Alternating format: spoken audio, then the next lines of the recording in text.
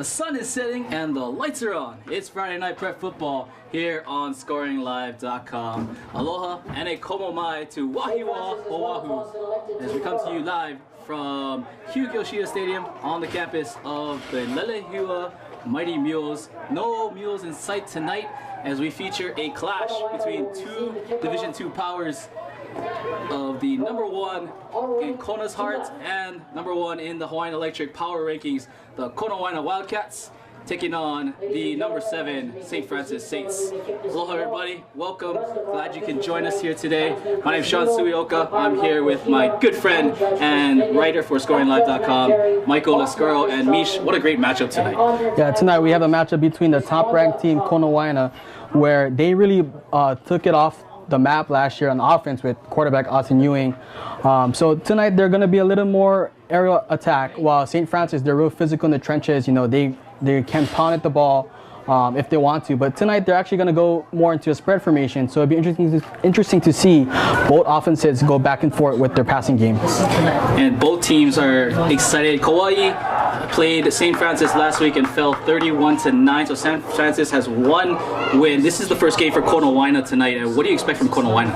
For Konawaena, I expect them to be disciplined. You know, they've had all these weeks off to kind of get their team in gelling and whatnot. So tonight, you know, I think early on they're going to want to get rid of the nerves, but as the game progresses, you know, we're going to see a team that, you know, is probably deserving of the top-ranked team. And for St. Francis, what's a guy that you're kind of focusing on tonight for St. Francis? For St. Francis, I look at running back Tyson Shimabukuro. You know, he's not the tallest guy, but he has some tree trunks for thighs, and if he ever gets past the line of scrimmage, that's guaranteed 3 yards every single pop. So looking for him to have a real big game to kind of take advantage of the offensive lineman that St. Francis has on offense. Well, festivities are over and we are underway here in this Division II matchup as it's kicked towards the sideline and out of bounds here. As Konawaena will take over on downs. Matthew Koikoi taking that ball on the sideline and stepping out of bounds, and we will see the Konawaena offense, a very potent offense from last season, and led by Austin Yu, junior quarterback last year, 5'11", 170 pounds. Last year he had 2,290 yards, 31 touchdowns in his first season with this team. They'll start from about the 17-yard line. It'll be 1st and 10 for the Wildcats, going up against a very vicious St. Francis defense. Michael Laban next to him. Micah, Laban next to him. Takes the handoff and gives it to Laban. And a little bit further as he's tackled. Yeah, Konawaena, you know, they're really looking to attack this 3-4 defense that St. Francis has. You know, they're looking to get some double teams on the line to get some push to soften up the defense. Back to pass is Ewing over the middle, and it's almost intercepted that time by St. Francis' number 24, Samson Kalei-Kao. Kalei-Kao, 5'7", 165 junior. Ewing that time tried to throw a little wheel route to the sideline, but Kalei-Kao just, his hops really was there in the right place, right time to get the pass breakup. 3rd and 8, the ball scoots through Ewing. He's in the backfield, tries to tap it away. It's rolling around in the end zone. Who's got it? Recovered. St. Francis, Micah Kalei.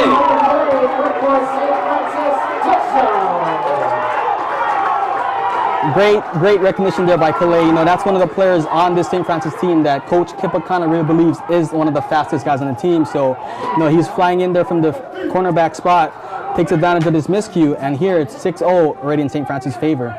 Maybe a little bit of jitters, you know, some butterflies going on for Ewing on that play, you think? I think, you know, they just trying to get a gel. You know, it's their first actual real game. St. Francis kind of had a game last week to get over the nerves and get over the goosebumps and the feelings. So going for the extra point now is Wembley Miley, lined up in that Rhino package. He'll take it left, looking for some blockers, and he'll reach for it. 2 points. So they went to the big package instead of the conventional extra point kick. Went for the 2 points.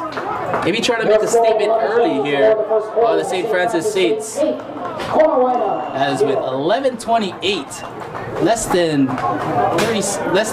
a minute into the ball game, St. Francis Saints are up 8-0. Yeah, great play on that that 2-point conversion. You know, it looks very similar to Kahuku's elephant package that they ran last year out of the state title. And you know, if that's working for them, why wouldn't it work for St. Francis? You know, with their big bodies and whatnot. So you know, people look at that as not a very entertaining offense, but it works and it's not broken. So might as well keep on doing it. You're absolutely right, and we saw, you know, if you're following high school football, Kahuku runs it. Everyone kind of has that package, and for the St. Francis Saints, they run it with Wembley, Miley, and he does a really great job. Last week had a 40-yard touchdown run out of that package. Kickoff formation for St. Francis, number 4, Roland Merrill. St. Francis with that 8-0 lead will tee it up now as Roland Merrill, senior kicker. Not the normal kicker for this team. We'll get into that story a little bit later, but Roland Merrill doing kicking duties right now for the St. Francis Saints as he will boot it away as he had a nice kick towards the sideline he'll turn. This time it'll go further back and taken at about the 18-yard line. Up the sideline he goes and quickly corralled that time was Tyler Liberos. And that's where Austin Ewing and the Konawaena Wildcats will get a second chance at it. And Austin Ewing, we said it's the quarterback. Michael Laban will be the running back. Yeah. Kamakana Ching, wide receiver. Ka'anoi Kelikolia Rivera, another wide receiver. We'll get into the rest of the starting lineup as Laban takes the ball and gets a couple of yards. And for Konawaena, they kind of want to go at a fast pace in this game, don't they? Yeah, you know, they see those big bodies on the opposite sideline of them. You know, they really want to tire these guys out and kind of be conditioned at the end of the game to kind of take advantage of it. Ewing on second down, slings it over the middle, in and out of the hands.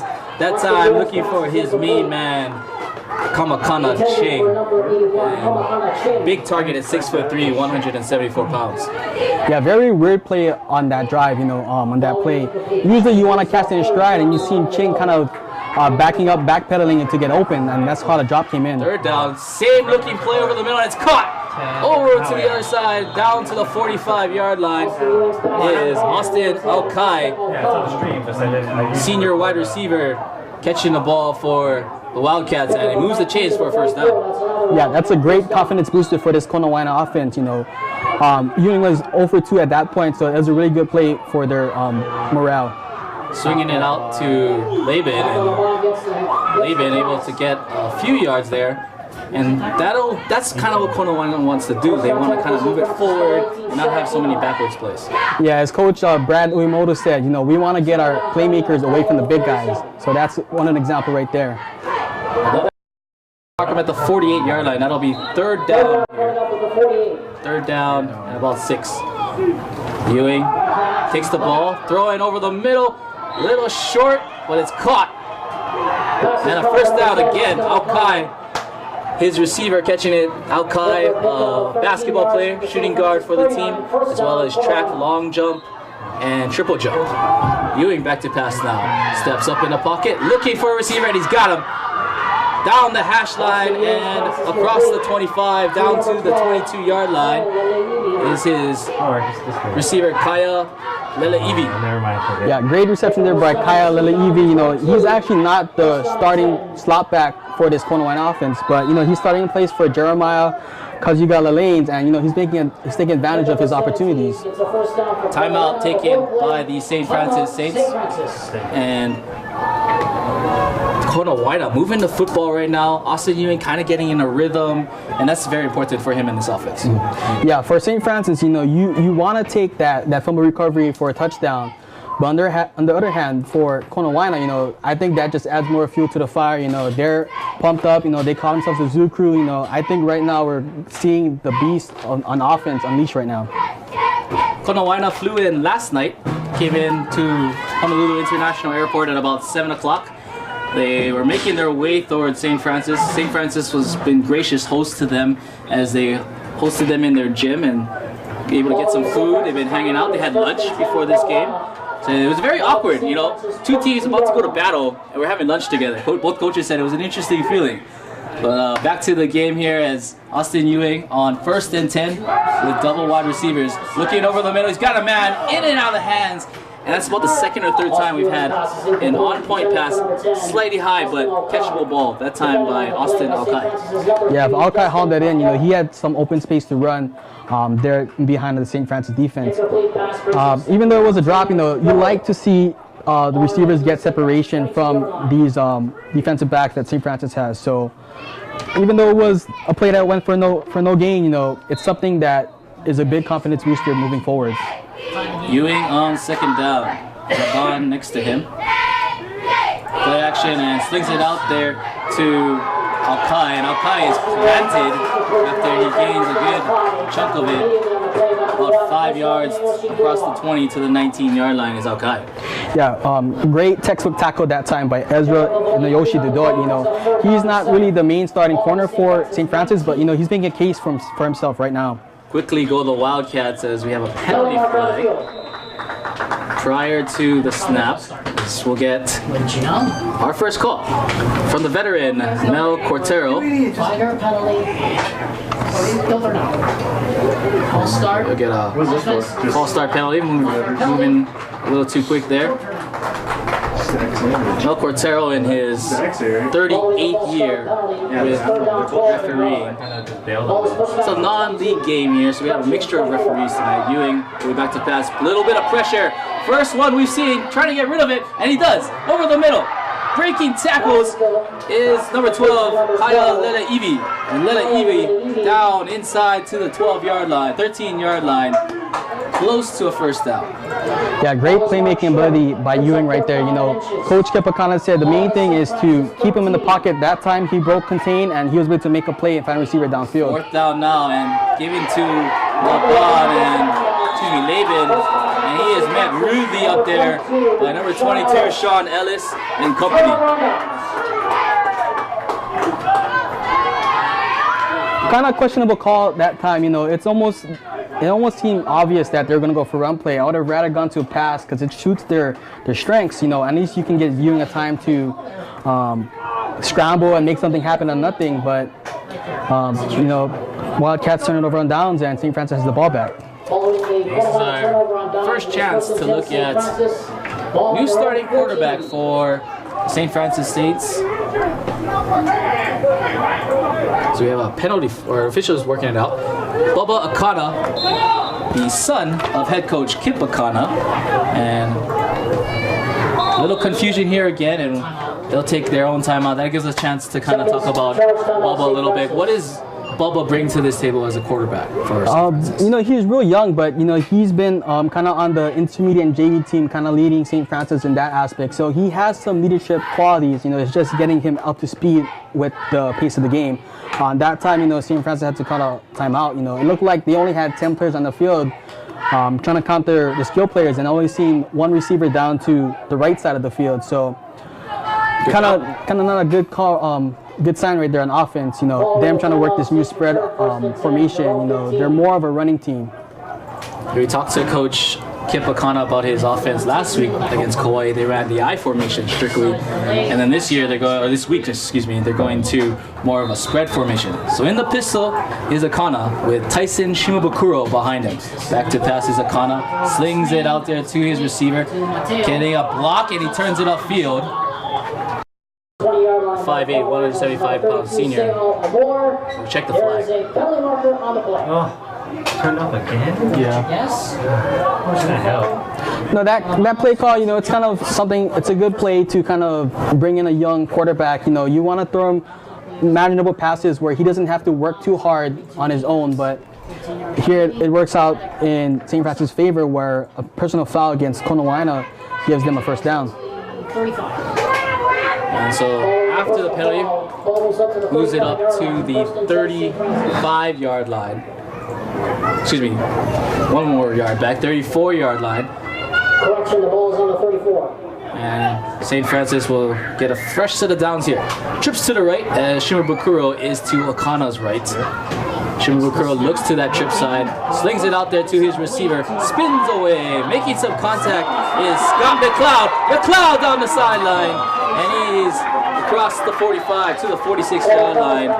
Scott McLeod, 6 foot, 200-pound junior wide receiver. Yeah, McLeod, he's a real playmaker for this St. Francis offense. And to tell you the truth, he actually started as a quarterback last season until he got tripped up by a couple injuries. So it's nice to see him make some plays on the outside. Actually started at quarterback against Konawaena, first game of the season last year. So Bubba, back to pass now. Pocket collapsing, swinging out there, still looking downfield, and he makes a great pass that time to his receiver, number 24, on the catch. Nice playmaking ability there by Akana.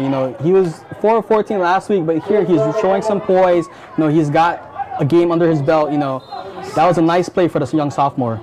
The 24, Kalei Kao, making the catch again. First and 10 now as they move across the midfield. Akana back to pass. Got a one-on-one matchup, and he just overthrown. Looked like his receiver kind of lost the ball a little bit as he was well covered that time by Kalai Santiago, and Kalai Santiago's an excellent one-on-one coverage guy that they want to put out there. That play came up short, but you got to credit this play calling. They seen something that they like. They took advantage of that matchup. It came up short, but they're not here to play to just play. They're here to play to win. So you got to give them some credit for that play call right there. Second down and 10 here for Akana. Akana back to pass. Pressure off the edge, and he steps up. Slings it down. Got a man wide open. Trying to make a one-handed catch that time was the receiver on the far sideline, Ronald Merrill, and Merrill was inches away from bringing that one in. But there is a penalty marker down on the play. A penalty flag in our excitement of a maybe holding area. We'll see. He's talking to the Konawaena captain right now. He's talking to Paka Kakalaitis, the 5'11", 190-pound junior. It is holding. Offense, 10-yard penalty. So that'll back them up a little bit if they choose to do so on second down. But receivers are getting open against this secondary. 60. Wow, 60. Wow, 63. So second down now, and all the way to Manoa for Akana and the St. Francis Saints. Akana back to pass, pocket collapsing, coming from behind, and he's tackled by Kakalaitis. Defensive end missed the first time, and then came in for the second and sacked the quarterback. Great pursuit there by Kakalaitis. The actual leading defensive lineman for Konawaena this year is Austin Santos Johnson, but he's being held out for precautionary reasons. He had some back spasms throughout the summer, so good play there by Kakalaitis to lead the defensive line. Referring to All Hawaii ScoringLive first-teamer Santos Johnson. Back to passes Akana, and he gets it to McLeod again, and McLeod trying to get open, and he gets to about the 39-yard line, which is well short of that first down marker. Trying to get some breathing room here. It'll be fourth down. Good play. It was third and long. There's really not much you can do without turning it over or making a mistake. So, they're just trying to get some more room to win the field battle. They still got a lead, so they don't have to really do too much right now offensively. Fuki Kaile will boot this one away. He'll be their punter. As he's got a couple of Wildcats back there, as he gives a kind of a sideways punt to it, goes over the head of Dustin Cho. Picked up that time, and down the sideline goes Konawaena. Michael Laban able to scoop it up after it rolled inside the 20 and brought it back across to the 30-yard line. So, third offensive series for Austin Ewing and the Konawaena Wildcats. Potent offense, but they kind of said it's a chemistry thing, right? They need to get their guys going and all clicking on all cylinders. Switching out the balls here as each team provides their own footballs for the game, and Konawaena doesn't want to play with St. Francis' football, so toss it to a side. Austin Ewing back there again, double wide receivers with Laban to his left. Back to pass over to Pono, and that is definitely in that area for Luis Mateo where that sun's kind of beaming in, and you kind of maybe lost it. Yeah, you see right now, you know, the timing is not right there. You know, it's game speed. You know, it's very hard to replicate this kind of speed in practice when you don't want to hurt your own players. So, you know, they're kind of not clicking right now, but, you know, give it a half or two. Ewing sets up the screen to Laban, and Laban out across the 40-yard line, and a good pickup, about 12 yards for the first down. Michael Laban.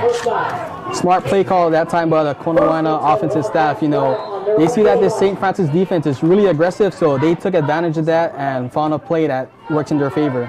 1st and 10 from the 41-yard line from the Wildcats. Back to pass is Ewing. Over the middle, ooh, and a dangerous pass. Was looking for his receiver Ching, but unable to get it to him and almost fell into St. Francis' lap. Yeah, great pressure that time by the two defensive ends for St. Francis. You got Taka Lataha and Tavita Otuvaka, you know, closing in. And, you know, credit Ewing for standing in the pocket and firing a dime, but, you know, hopefully on this play they can find some connection. Another penalty flag here.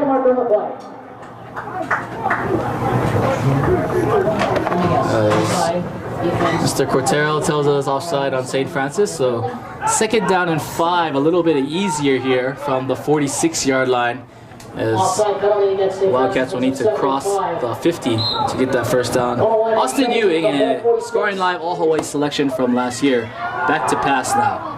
Being chased and rolling out across his body, skips it into his receiver, Lele Ivi, and that'll bring up 3rd down. Intended for Kaya Lele, number 12. Ewing grew up 8 years old, played with the West Side Eagles, and the West Side Eagles is a team that's found predominantly on his team. Receivers Ching, Lele Ivi, and Alkai all played with Ewing growing up, so a little bit of a connection there for all these receivers and quarterbacks playing for the West Side Eagles. Konawaena is going to talk it over. They didn't like what they were seeing over there. Coach Brad Uemoto ran over to the referees, called a timeout. And so far, Mitch, you know, what do you see from this offense from Konawaena? Well, you can see that the execution, at least in the route running, is there. It's just, you know, the timing between quarterback to receivers, it's still kind of not clicking. You know, they're putting Ewing on some rollouts, and it's a good play call because he's finding open receivers. But you know, it's just their first game. You know, nerves. You know, first real game against a real opponent. You know, it's gonna take some time to get them gelling. But right now, it's a good sign. You know, as you know, you could see interceptions or just balls that completely off the map. But right now, you know, as long as they can stick to their game plan, I think they should be able to put up some points, at least in the second half. There's some good points there. You know, hasn't been terrible passes. Some of them should have been caught for Ewing. So here he comes on 3rd and 5. Slings it out there to his receiver, and it's caught. Stiff arming for the first down is Alkai, and Alkai picking up the first down for the Wildcats.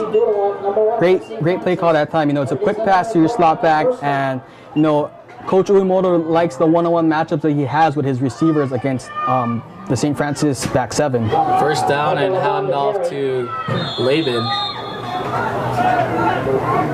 And Laban gets a good 4 yards. 46-yard line, first contact made by number 7. Second down now for these Konawaena Wildcats who come over from the island of Hawaii to play this game. Setting up the screen is Ewing over the middle, and it's caught. Trying to find the edge is Alkai down the sidelines, and he's going to scoot himself out of bounds. And what a nice looking play right there for Ewing to Alkai. Yeah, that's what you call a tunnel screen, where the receiver runs across towards the line and the line is already downfield blocking. You know, he gets behind the defensive lineman, and he takes advantage of that space and goes sideline to sideline and gets up another first down. 1st and 10 after that tunnel screen, and Ewing back to pass here. Looking for the edge, and it is caught! Reaching for the end zone! Touchdown! Austin Ewing's pass is caught by number 20, Konawaena. Great grab that time by Konawaena Kilakulio Rivera. No, he's the cousin of running back Algene Kilakulio, who for Konawaena fans may remember from last year. Really dominating the state tournament against Damien. So here, they win the one-on-one matchup in the end zone, and they're able to get a score. It was a great pass, but excellent coverage on the play as well. So, gotta credit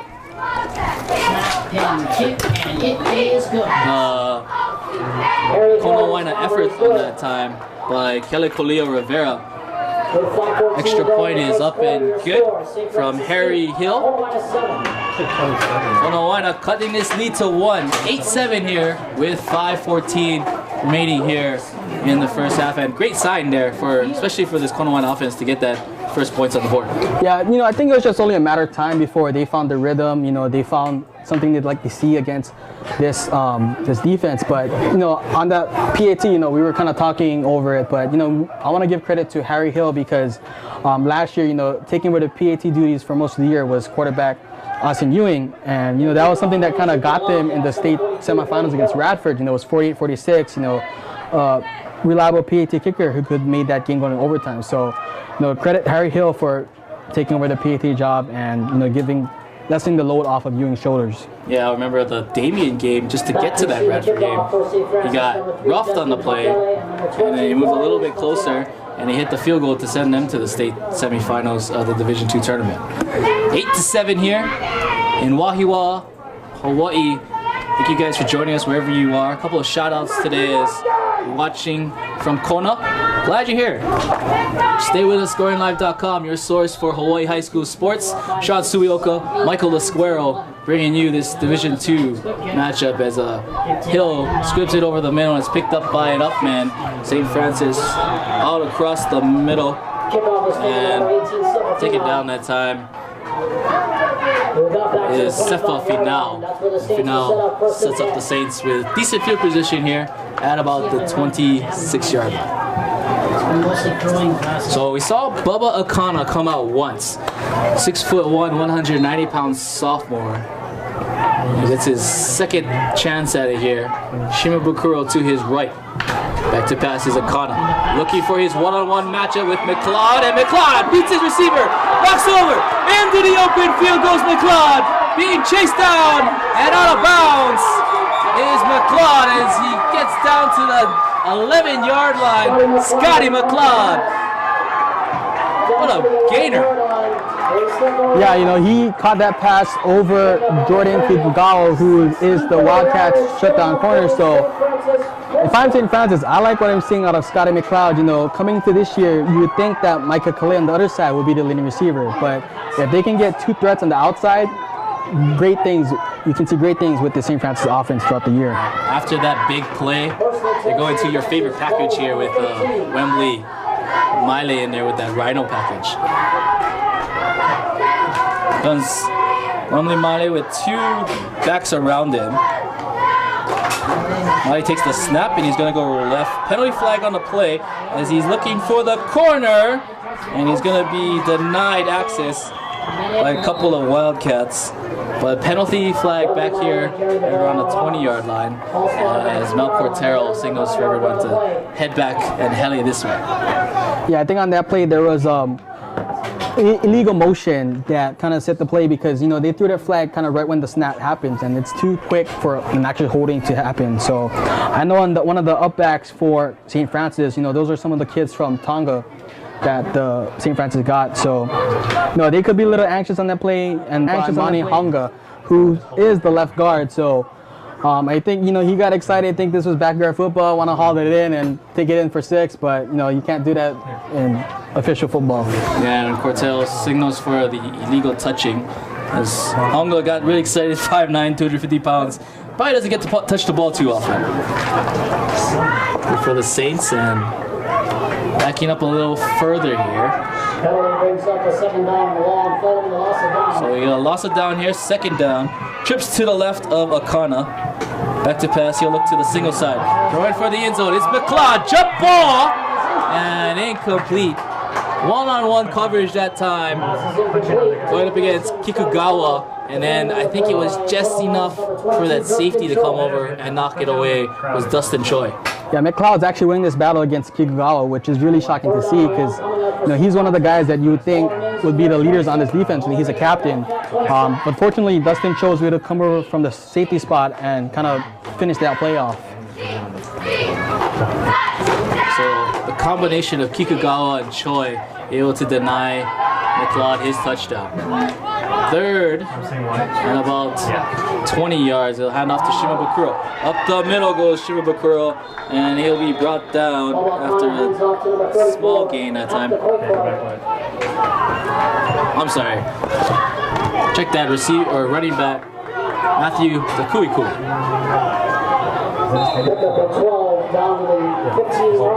Will still be a long ways away, so you might see a field goal attempt here on 4th down. Looks like they're not too sure what they're going to do, but it looks like Makana Pool's out there going to kick the field goal. Makana Pool is their normal kicker. Coach Makana said he can hit from about 40 plus. So this one will be a 30-yard from the right side. Kick is up and tipped at the line, picked up by Konawaena. Konawaena the other way.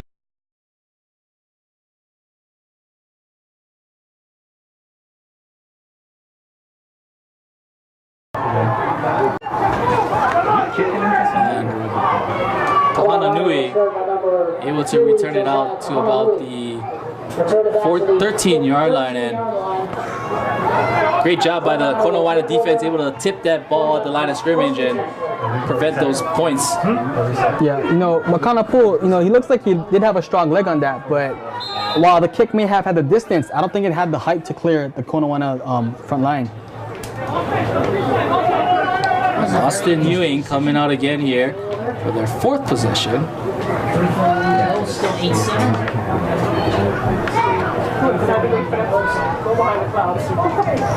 Ewing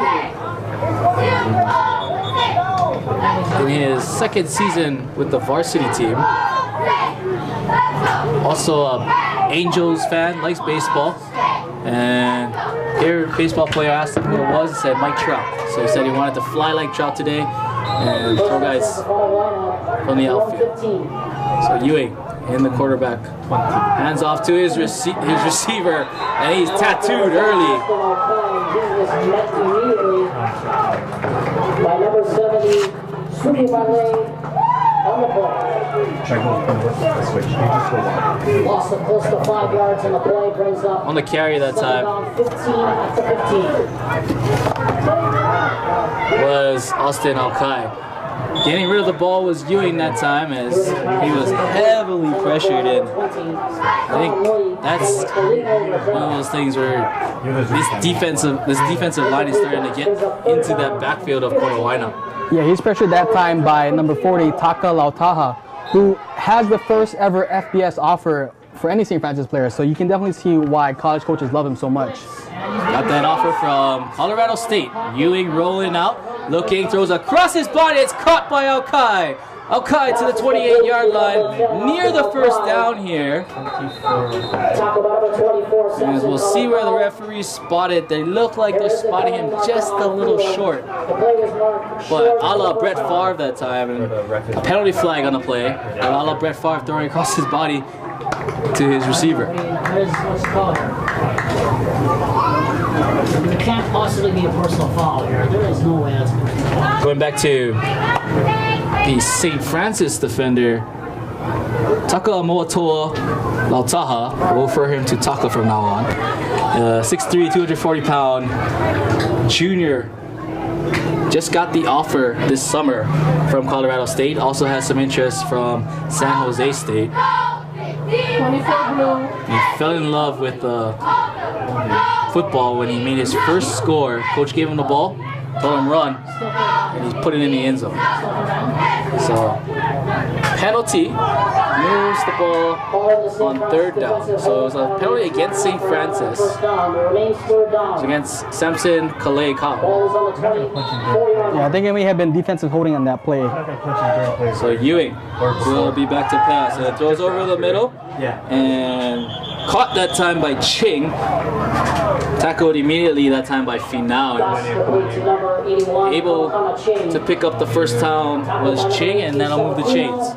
Yeah, great play call that time. You know, it's a third down. You know, you need a big play. You go to your big playmaker, who's probably 6 feet 2 on the outside. Ching hands off to his running back, Laban, and Laban out around the side. Puts his head down and across the 41. And another penalty flag.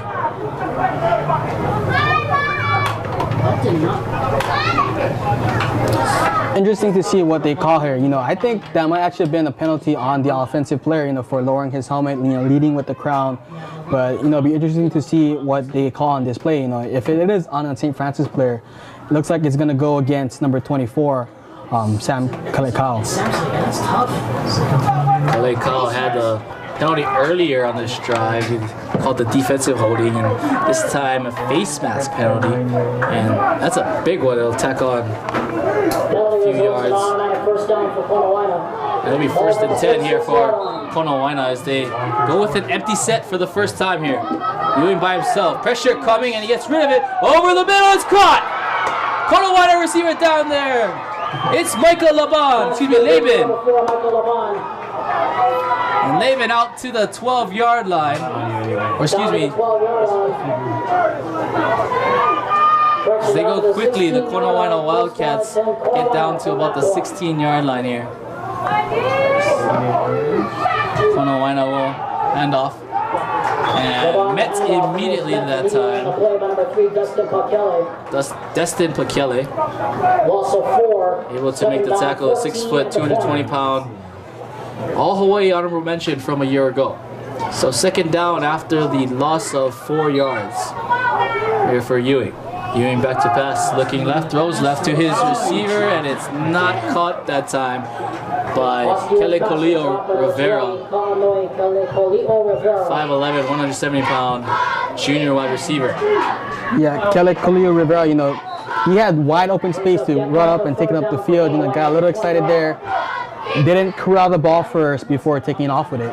Ewing back to pass, throwing to Ching, and Ching's got it. Down inside the 10-yard line. He'll be a bit short of the first down, but a good chunk of the yardage and possibly that area where you might go for it. Yeah, great grab there by Ching. You know, he's also a forward on the basketball team. You know, he's there showing his hops. Injury timeout. Right now there's an injury to right guard Tevin Kanda, but I think Konawaena might actually go for a field goal. I think they got the strength. You know, Ewing definitely has the skills, has the leg to kick it off. So right now, I think if they take the lead, that will put more pressure on St. Francis offensively to get something going. Because right now they haven't been able to score. But a field goal would put pressure on Bubba Akana, that young offense. And you know, Konawaena wants to be in the lead because later towards the game, they can sort of run the ball more and shorten the game a bit. 1:37 here at Hugo Shida Stadium. 8-7 lead for St. Francis Saints as Kanda able to walk off on his own power. It's good to see the starting right guard.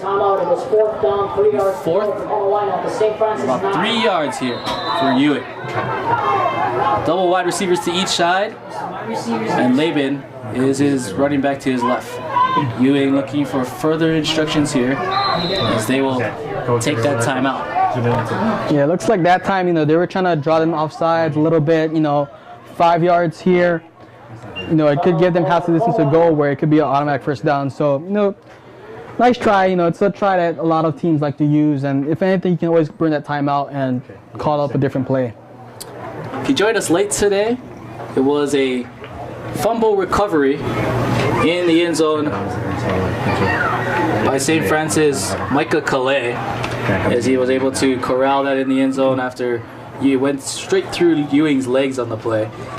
And Ewing and company marched down the field and were able to get a reception by Kele Kolio Rivera. 127 here. Coming to you from Lelehua High School, home of the Mules. ScoringLive.com, Sean Suioka, Michael Esquero, and the great Scoring Live crew here, bringing to you this live stream of the Division II action. They'll be going for the field goal here as Harry Hill will boot this away. Extra point from about 26 yards. This will be from 26 or 27. Snap is good, hold good, kick is up. And good. Harry Hill's 27-yard field goal is good. So the 26-yard field goal is good, and 1:27 to go in the first quarter. Konawaena able to take the lead St. Francis 8. here, 10-8. 10-8 here. 1:27 left here in the first quarter. We'll take a break with them. This is ScoringLive.com. Back here at Hugh Yoshida Stadium. Konawaena taking the lead 10-8 here with 1:27 left here in the first quarter. Michael Esquero, Sean Suioka, and the Scoring Live crew bringing to you the game of the week in the Division II and the island. This one is booted away by Hill and caught that time by St. Francis's Luis Mateo, and he steps up. Luis Mateo caught the kickoff and stepped out of bounds at the 19, but there is a penalty marker down. Penalty flag on that far sideline. They'll see what the call is. Yeah, weird. You know, I could have sworn that he caught it inbounds and he stepped out of bounds, but I think one of the officials may have thought that he caught it out of bounds. But, you know, we'll see what they call. So Bubba Akana coming out here as a kick out of bounds, and I'll move it up a couple of yards here. Bubba Akana comes in here, sophomore, plays football, basketball, forward for the basketball team, and a shortstop for the baseball team. Okay. And they'll re-kick it here as Now we got confusion all over the place. yeah, everyone kind of sorting everything out here. You know, first game for Konawaena, second game for St. Francis. Referees trying to figure everything out as well here. Thank you for joining us wherever you find yourself here in the beautiful 808 or online at ScoringLive.com. And they're not going to re-kick it, so they'll take the ball here from the 35-yard line. Hey, everybody figuring out what they want to do here. All will be spotted at the 35. Bubba Akana, kind of a renaissance player, and most time you don't see too many three-sport athletes anymore, and he's a football quarterback, basketball he's a forward, and baseball he's the shortstop. So Mr. Everything over here at quarterback for the St. Francis Saints. Back to pass and slings it out there to McLeod, and McLeod takes a hit and falls forward that time as he gets out to the 45-yard line, but he might have fell on one of his linemen as he came across. Check the numbers down there, but a great catch by McLeod on the screen. And McLeod, you know, definitely making a name for himself as a receiver. You know, in this ILH Division II, there's a lot of great pass catchers on all teams. You know, Damien, they have a guy like Shauna Pique on the tight end. Over at Pac-5, you know, they got a lot of receivers, even, you know, Kainoa Farah, you know, moving on to wideout, former quarterback. So I think St. Francis is trying to prove that they can compete with the passing game in their league. Check in on the St. Francis player. You're absolutely right. You know, this is a team on the rise.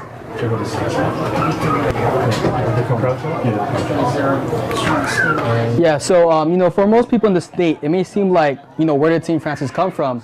But they've been winning, you know, the intermediate titles for a while. So all the players that Coach Kippa kind of coached on the intermediate team, you know, they're up on the varsity with him. And, you know, you can kind of see how their success is translating to varsity football.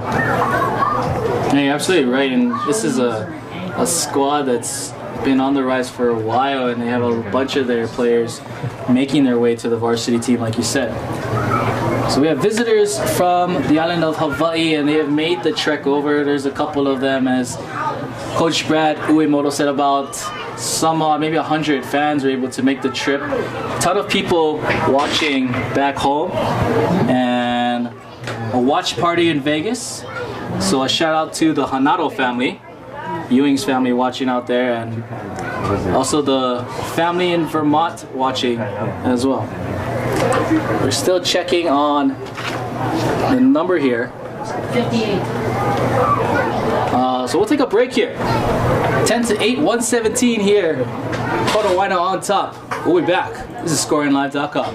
Stop the clock, the 10 yards on the play to the 45. Following the injury to Tapu Tohia Anga, we're back to action here as Kana hands the ball off to Shimabukuro, and he's met in the backfield immediately by Kakalaitis, and Kakalaitis and company able to make the tackle. Yeah, that's the best way to get to Shimabukuro. You can't give him a head of steam. You got to stop in the backfield and stop that momentum. A big play that time by Jarvis Kalili, who's actually starting in place of Austin Santos Johnson. Kana here on second down, back to pass.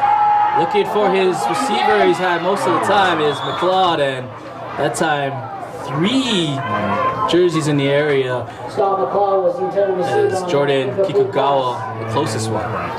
Yeah, McLeod actually got a little too anxious over there. He was looking to use his speed and his body to get the ball, but if he just kept his speed up a little bit more, he would have been in perfect position to haul that one in. Kikugawa, also a soccer player for the Konawaena Wildcats. He plays on the defense. Third down and a sling out for Akana. Diving forward is the receiver for Saint Francis. It's number 6, JJ Aluhi Kalk. Looks like a very conservative play here for the St. Francis offense. Talking to Coach Kip Akana before the game, he said the number 1 goal is to win the turnover battle. So instead of giving an easy field position for Konawaena, they're more comfortable with punting it away. And they're winning the field position battle right now. Number 9, Chauncey Mariani Lewis. Another stoppage to play. Excuse me, that's the end of the first quarter. So we played one here in Wahiawa. Konawaena is up 10-8. Konawaena Wildcats 10, the St. Francis Saints 8. Konawaena up 10-8 here on ScoringLive.com. We'll be right back. Okay, we're back. Back here at Hugh Yoshida Stadium. Michael Lasquero and Sean Surioka, Scoring Live crew here on 4th down for the St. Francis Saints. Booted away here on 4th and 8. Back there is Foki Kale. Sorry. Excuse me, Kyle. I can't text that fast. He'll boot it away. His rugby style kicking is he'll give it to Laban, and Laban fair catches at about the 18-yard line. Some first half stats from our statistician, Brandon Ching. Yeah, so Austin Ewing was 13 for 21 for 190 yards and a touchdown. And his favorite receiver so far has been Austin Alkai, who has 5 receptions for 62 yards. Keep up with all the stats on ScoringLive.com. Brandon Ching gonna do the write-up later, so stick with us throughout the evening to get full exclusive of the game of the week. Ewing back to pass, getting rid of it, picked off. Miley with the pick, trying to get to the end zone. He scores.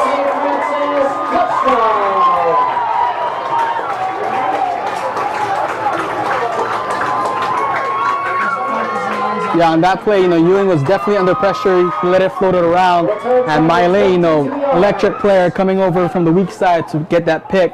Miley, he's one of the players that really deserves some credit for the rise of St. Francis. He actually stepped in at quarterback last year during the regular season, and it was kind of a sacrifice that he had to make, but he made it for the betterment of the team. But now he's able to play defense, a more natural role for him, and he's just going to make plays.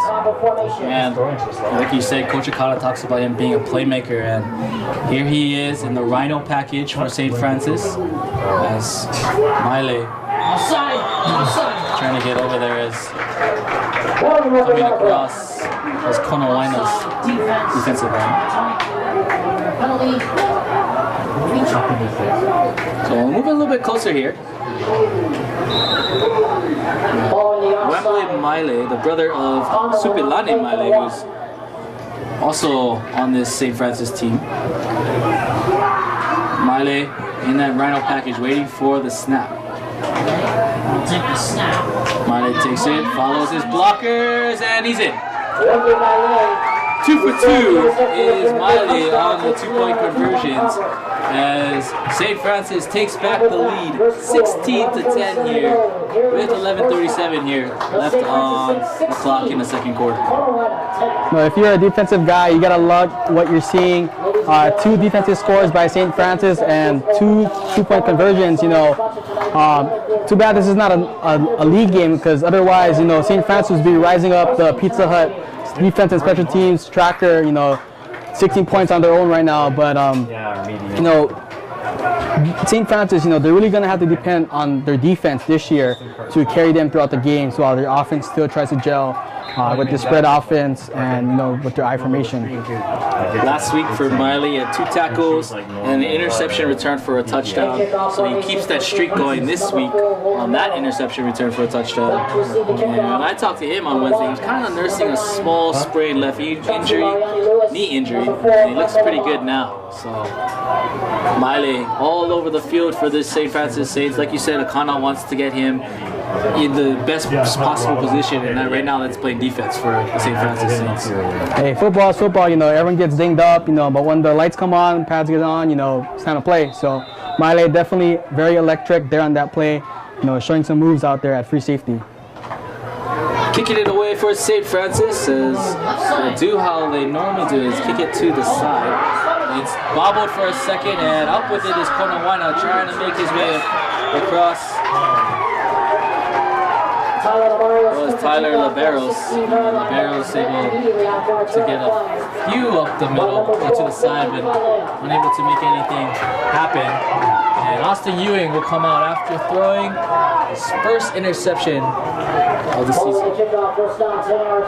Last year, you know, he was such a predominant player, such a good player for Konawaena. And he'll need to keep those interceptions to a minimum, and fumbles for that matter to a minimum.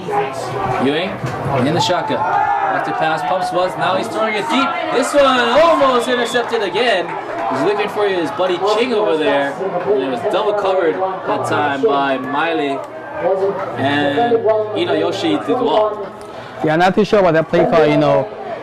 Konawaena right now, they're lined up on the left hash mark, and that's kind of the play you would do when your receiver's on closest towards you. You know, there's too much room to throw on there, too much real estate, and not a very good play there for this offense. Handoff this time to his running back, Laban, and Laban met immediately by Taha. Taha able to prevent him from getting anything further. Taha plays basketball for the St. Francis Saints and also on the rugby team. We have a club rugby team at St. Francis High School. Ewing back to pass over the middle, tipped and intercepted. The other way goes the Saints. Intercepted that time and down the sideline.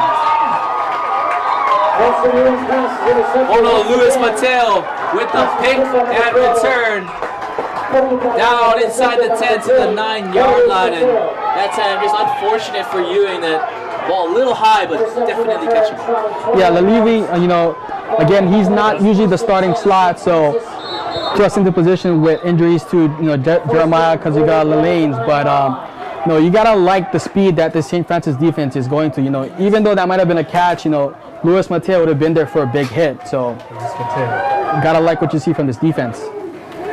Great job by Luis Mateo, 5'8", 175-pound senior. Wrestles for the St. Francis Saints at 145 pounds. Here comes the running back, and it's Scotty McLeod. McLeod tackled that time as he gets a couple yards, so giving Wembley Maile a little break in the rhino package as McLeod comes up a little.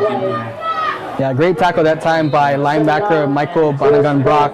No, he started in the state tournament for Konawaena last year, and you can definitely see how the experience is paying off here. And that Rhino package again as Destin Pekele on to the left side. Pekele running with the football, and he'll be pursued and tackled that time by Chauncey Mariani Lewis. He's able to make the tackle along with some others. Looks like they're gonna put number 21 Wembley Miley back there. You know, he was the guy that was really successful running the Rhino package, and St. Francis trying to give some reps to the other players, but definitely Miley is the main horse back there that you want running the football. Miley back there, and that Rhino package. A couple guys around him. Miley steps up. Now he's gonna pass, and now he takes off to the right side, looking for that corner. Stiff arm, but he's not gonna get there. Great open field tackle again by Mariani Lewis. Mariani Lewis preventing that touchdown and keeping them out of the end zone here with 9:20 and counting. It'll be 4th down for the Saints and decision time for Akana. Nice little play call that time. You know, great fake by Miley, showing that he is definitely a gamer. You know, I think on that play you would want to see a little tight end moving up to the little on running an out route to give Miley some options, but you know, it was a designed run play, so Miley really didn't have anywhere to go except to run it. For Wembley Miley, he's playing this season with a heavy heart as he's dedicated this season to his cousin Isi Lele Tokotaha, an 8th grader. His cousin lost his life last April to pneumonia. He's dedicated this season to his cousin, as well as his good friend from Farrington and well-documented Wesley Ulamanga Silva. Said him and Wesley grew up playing football. Was the one that brought him into football, and you remember playing on the streets with him. So this Wembley Miley gonna dedicate his season to those two people who influenced. So here we go. On 4th down. Normal package now for Akana. As Miley comes to the side, and Akana will be in the backfield. We'll go with 5 wide receivers. Shimabukuro and McLeod to his right. Back to pass. Jump ball for McLeod. It's in the air. He grabs it. There's a penalty flag, but he went up for it at the highest point, snatched it, maybe push it. Yeah, definitely McLeod is the bigger guy out there. You know, you'd like to see him just win the battle. You know, save the push out for something where receivers not, or the referee's not looking at. But looks like they're gonna call this one back. Might change your thought process here for Akana after that pass interference. The offensive pass interference penalty takes the touchdown off the board. Also moves the ball back to the 20-yard line. So 16-10 here, 8:42 left for the St. Francis Saints to work here for halftime. And Makana Poole will attempt this field goal from about 37 yards out. Makana Poole hit one from 26 yards earlier. So let's see if Poole can get this right this time. Poole lines it up here. 7 yards, snap is down. Snap. Tough hold that time. It's up. And no good. Line to the right, but credit that time Kaniala Williams to just put that ball down in place. It was a tough snap to have. Yeah, it was a good looking kick, you know, at least it got through the line, but definitely had distance to go for 10 more yards, you know, just wasn't on target that time. So that'll bring this Konawaena offense back out for another go. As you know, ever since that interception, they kind of been sputtering a little bit here, and Ewing's trying to find his way. Alkai in motion, and he'll hand off to Alkai. Jet sweep off the left side, and he's tripped up that time by his St. Francis defender, Roland Merrill, and Roland Merrill able to, being blocked, and still make that tackle. Yeah, Merrill, you know, he was kind of a shotgun corner for the Saints last year, but he got some little injuries, and, you know, he kind of fell out the rotation, but, you know, here he's showing why he should be in that starting spot. Ewing back to pass, swings it out to his running back, Laban. And Laban tackled that time by Tavita Otuvaka. Otuvaka making the tackle, 6'2", 245-pound senior. Last week against Kauai, he had 2 tackles. Yeah, I gotta like the motor on Otuvaka. You know, that's a play that the linebacker should be actually making. So to see a DN make that play, great motor.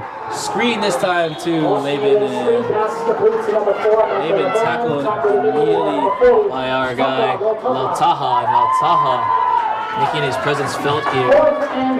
It's the junior, and he's recording another tackle. And it'll be 4th down here, as play calling has gone a little conservative for Konawaena.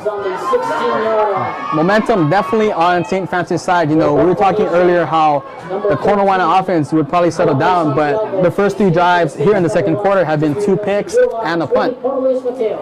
Kalai Santiago getting the ball away, and he's kicked away and shanked, but he was hit on the play. There is a penalty marker down inside the 10-yard line, and we'll see who this is going to be roughing into the kicker or running into the kicker. A very fine line between the two sometimes. Yeah, you know, looks like big Supilani Maile was in there. Kind of got a little too anxious and blocked the ball and kind of fell into the kicker. So, you know, Maile is definitely a threat down low. You know, always demands double teams, but looks like his anxiousness kind of got the best of him. So you see as they mark it forward a little bit, and it looks like it's going to be the running into kicker variety here. Only gave 5 yards. It is still They're getting very close to their kicker that time. Santiago back to kick it again. High snap, and Santiago boots it away. This one off to the right side, bounces at the 50 and back towards Konawaena as they're able to corral it at about the 45-yard lines. 30 yards. Kick of about 25 yards. Travel about 28 yards. St. Francis will take over from there.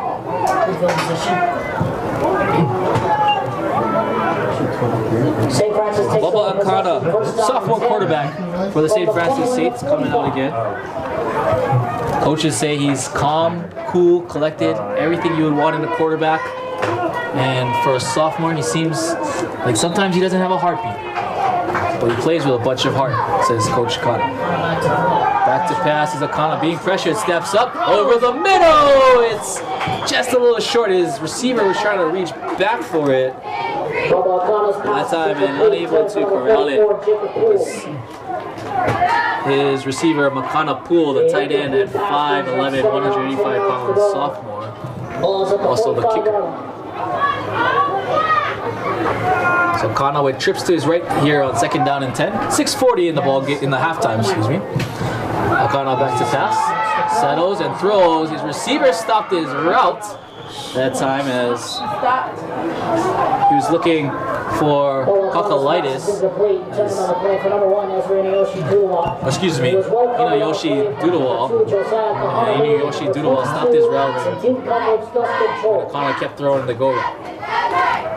Yeah, it looked like it might have been one of those choice routes where the receiver kind of gets the option to what he runs. Looks like Akana was a little anxious on that throw and kind of put a little bit too much air on it. 3rd and 10 here for Akana. Back to pass, quick hitter to the outside, trying to look for his receiver, McLeod, and it's broken up that time by Kikugawa. Kikugawa took on the block and disrupted that play. Yeah, Kikugawa got into the backfield so quick. You know, he almost had a chance to kind of rip that ball away from the receiver and get a turnover for them. Kikugawa talked about him playing a soccer player, likes to spend his time with his family and friends when he's not playing football. And his favorite restaurant is Sun Dried. So told me if I come over to the Big Island, I'll take you to Sun Dried, we'll get some food over there. I will take him up on that. Punting now on the St. Francis Saints, that is bobbled on the turf. Still on the turf, and they're fighting for it.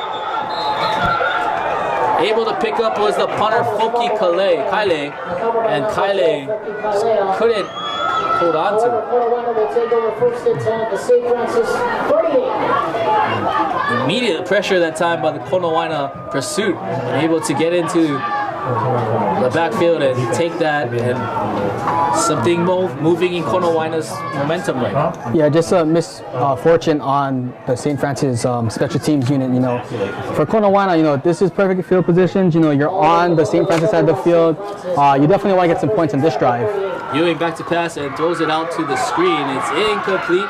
They're going to call it a forward pass. As luckily for Ewing and company, as many St. Francis players were on the pursuit of Kele Colio Rivera.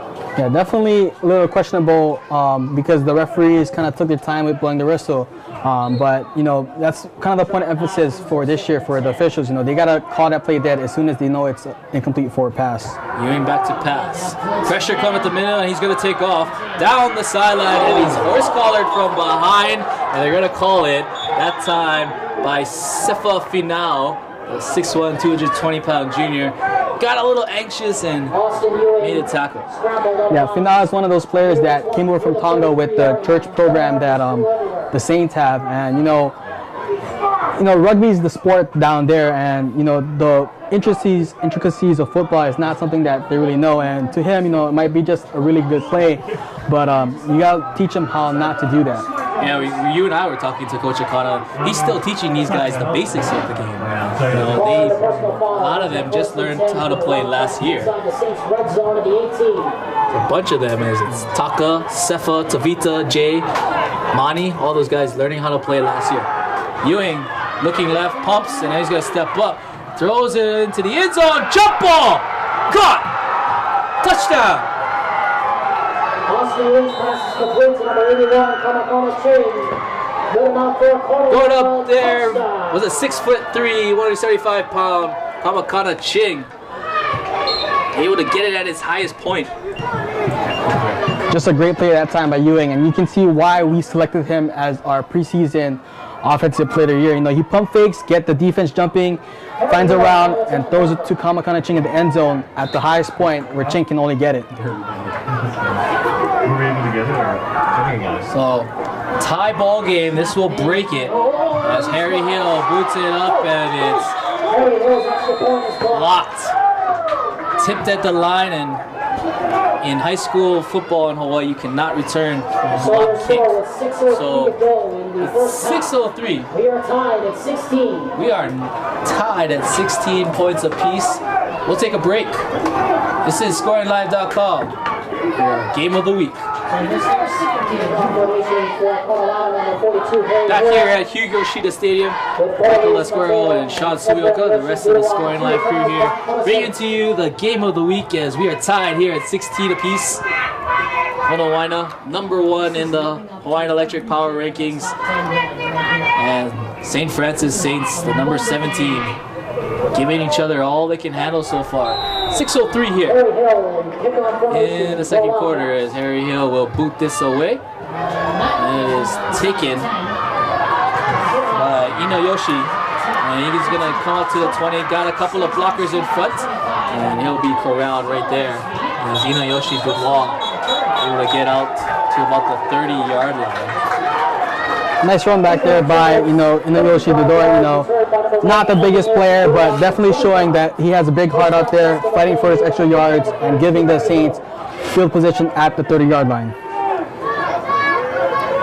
St. Francis will take possession of the ball. Bubba Akana and the offense will come out once again. They got down inside the 10-yard line, and a couple of the penalties moved them back as they had to settle for a field goal. Akana hands the ball off to Shimabukuro, breaking tackles, and he's out across to the 35-yard line.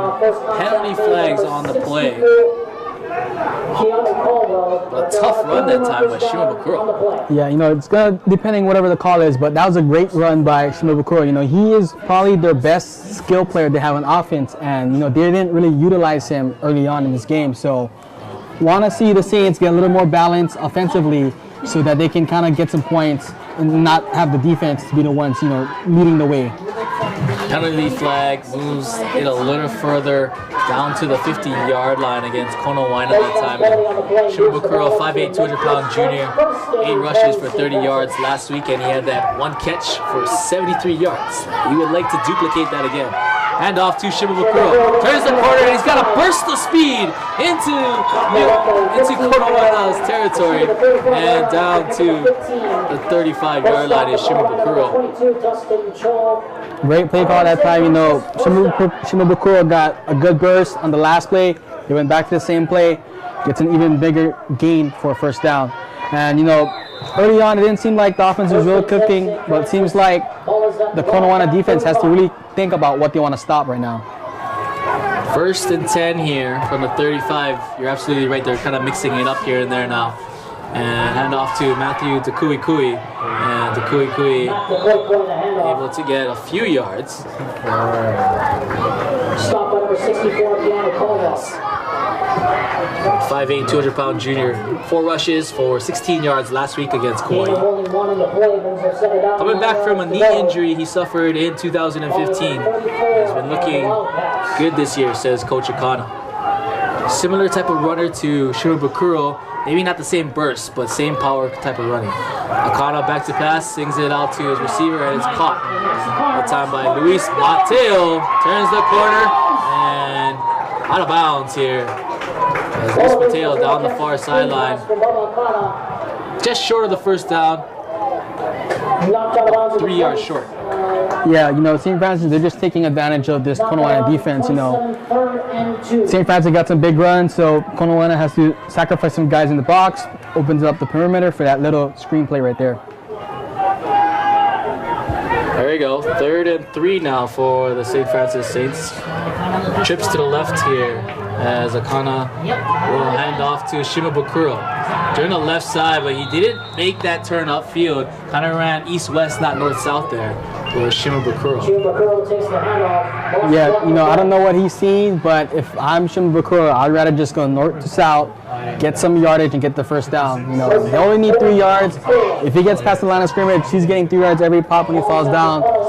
You know, fortunately for the Konawaena defense, they were able to come up with a stop.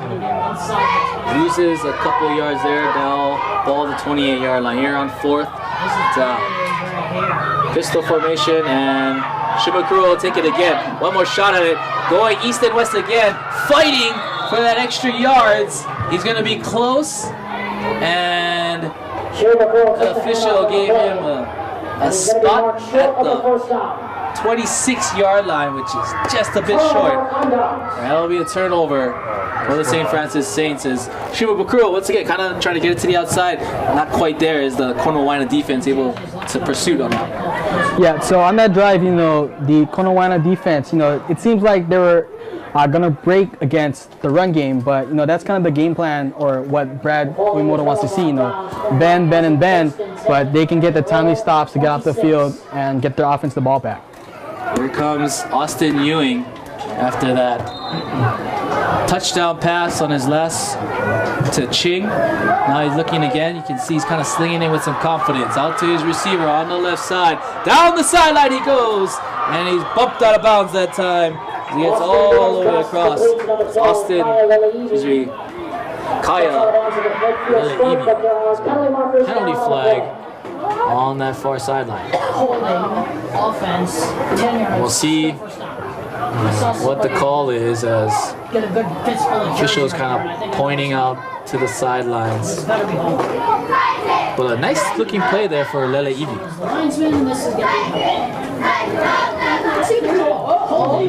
Lele'ivi, another one of those West Side Eagle boys.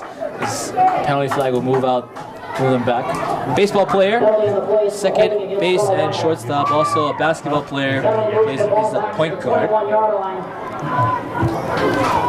Lele'ivi's pass and catch will be negated. It's first down. Ewing in the shotgun. All the way back to pass. Phil pumps once and intercepted! Picked off by St. Francis, and that's the 3rd interception that time. Samson Kaleko on the interception. Able to snatch that out of the air, and you kind of saw them setting up that pass. Yeah, a little too exotic for Konawaena that time. You know, play action pass, fake the screen to the receiver, try to get downfield, but you know, great discipline that time by Kalekau to read the play, stay in the gap, and read the passing lanes and get the interception. Third interception for Austin Ewing in this game alone. Thought he was turning the corner after throwing the first two with that touchdown pass to Ching, and handoff this time to the running back. St. Francis back on the field as 1st and 10. And Matthew the Kui on the tap run. The Kui lost 2 on the play, brings up 2nd down and 12 on the 21. St. Francis here, losing a couple yards here. 2nd down, and Kana and company here. 2nd and 12 from the 30-yard line. As everybody moves but the center, so maybe a miscommunication there. Penalty markers fly everywhere.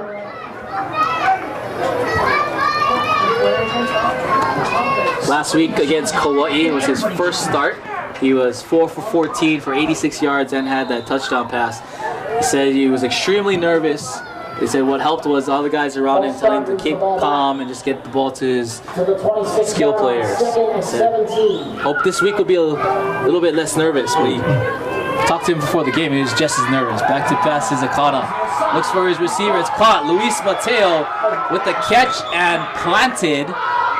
One referee is signaling a catch at the 21-yard line, but immediately planted was Luis Mateo by Dustin Cho. But it is still 3rd down and 11. Yeah, looks like he kind of dropped it a bit, but they're gonna give him the yardage on that play. 2:19 here and counting for the St. Francis Saints. Kana back to pass, slings it over the middle. That one almost intercepted. Trying to get his hands on the football was Harry Hill. Excuse me. 7 starting the clock. Sale Amor. Well with the play by the Wildcats. 6 foot, 225-pound junior, almost was running the other way with that one. Yeah, Moore wish he had that back, you know, because it's a 4th down. If he had that pick, he would have given the ball back to Konawaena. So, wanting to see what St. Francis does here on 4th down. About the same length as Jacob had last 16-16 tie here with 2:09 in the 2nd quarter. This field goal from about 32 yards out. Slightly to the left will be Makanapu. Makanapu's kick is up. Got the height, and it is no good. Wide right. As Poole unable to connect again. Sean Suyoka, Michael Lasquero here, ScoringLive crew, bringing to you the game of the week here. As we had an early start here at 6 p.m. and if you're wondering, it was ADs agreed to play the game here at Lelehua High School, and they picked this location, a neutral site for both teams, as St. Francis doesn't have a home field. They do a lot of their practices at Manoa District. They were gracious to share it with Konawaena as well. Konawaena coming out here on 1st and 10. 2-minute drill time as Ewing has 2:09 to go. Back to passes Ewing, looking for Ching, and again Ching with the drop pass. No, that pass looked a little behind for Ching on that play. No, on that throw, kind of a lack of zip on Ewing's arm on that time. You know, it seems like it took forever for the ball to get to where the receiver should have been. Ewing hands off to his running back, Laban again. Laban met by Final, Taha, and others on the play.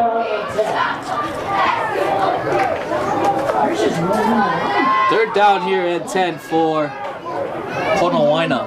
3rd down, pumps once, got a receiver, it's caught! Great catch that time by Lele Ivi. And Lele Ivi moving the chains for the 1st down, right in between. What a dime that time by Ewing. Yeah, great call that time. You know, it's looked like a little smash route concept there where the outside receiver runs a little hook route while the slot receiver runs to corner. Ewing found the perfect pass and threw it where he needed to. 1st and 10 and gets it to Aokai as he's tackled immediately, diagnosed that time by Inayoshi Duduwa. As Inayoshi Duduwa in there again, making a tackle.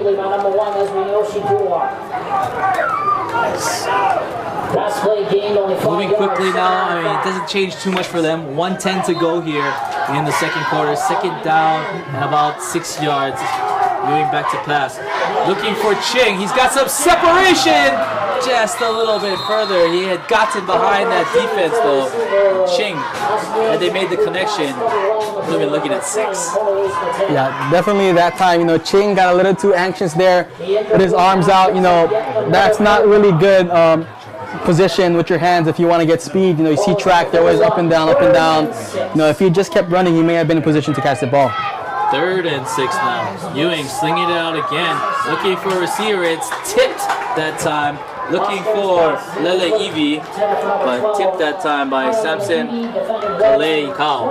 Kalei Kao denying that 3rd down conversion. 53 seconds here on 4th down. Ball is at the 41-yard line of the Wildcats, and they are going for it here. On 4th and 6. Looking to the sideline is Ewing. Big call here. Perhaps gonna take a timeout. So 53 seconds here left in the half. And a big decision here on 4th and 6 for the Konawaena Wildcats. A couple scores going on here. Go to ScoringLive.com for all your scores, your source for Hawaii high school sports. At halftime, Kahuku, number 1, Division 1 Kahuku, 36 and Aiea 7. And coming from Maui, first quarter, Maui up 7-0 on Lahaina Luna. Going back to that last play, great play by Samson Kaleakau. He had the pick the last drive to kind of end that drive. He's making plays right now. Early in the game, he had kind of 2 back-to-back penalties on him. But, it's nice to see him make up for those mistakes early on. Yeah, you're absolutely right. Bouncing back from those mishaps. Here comes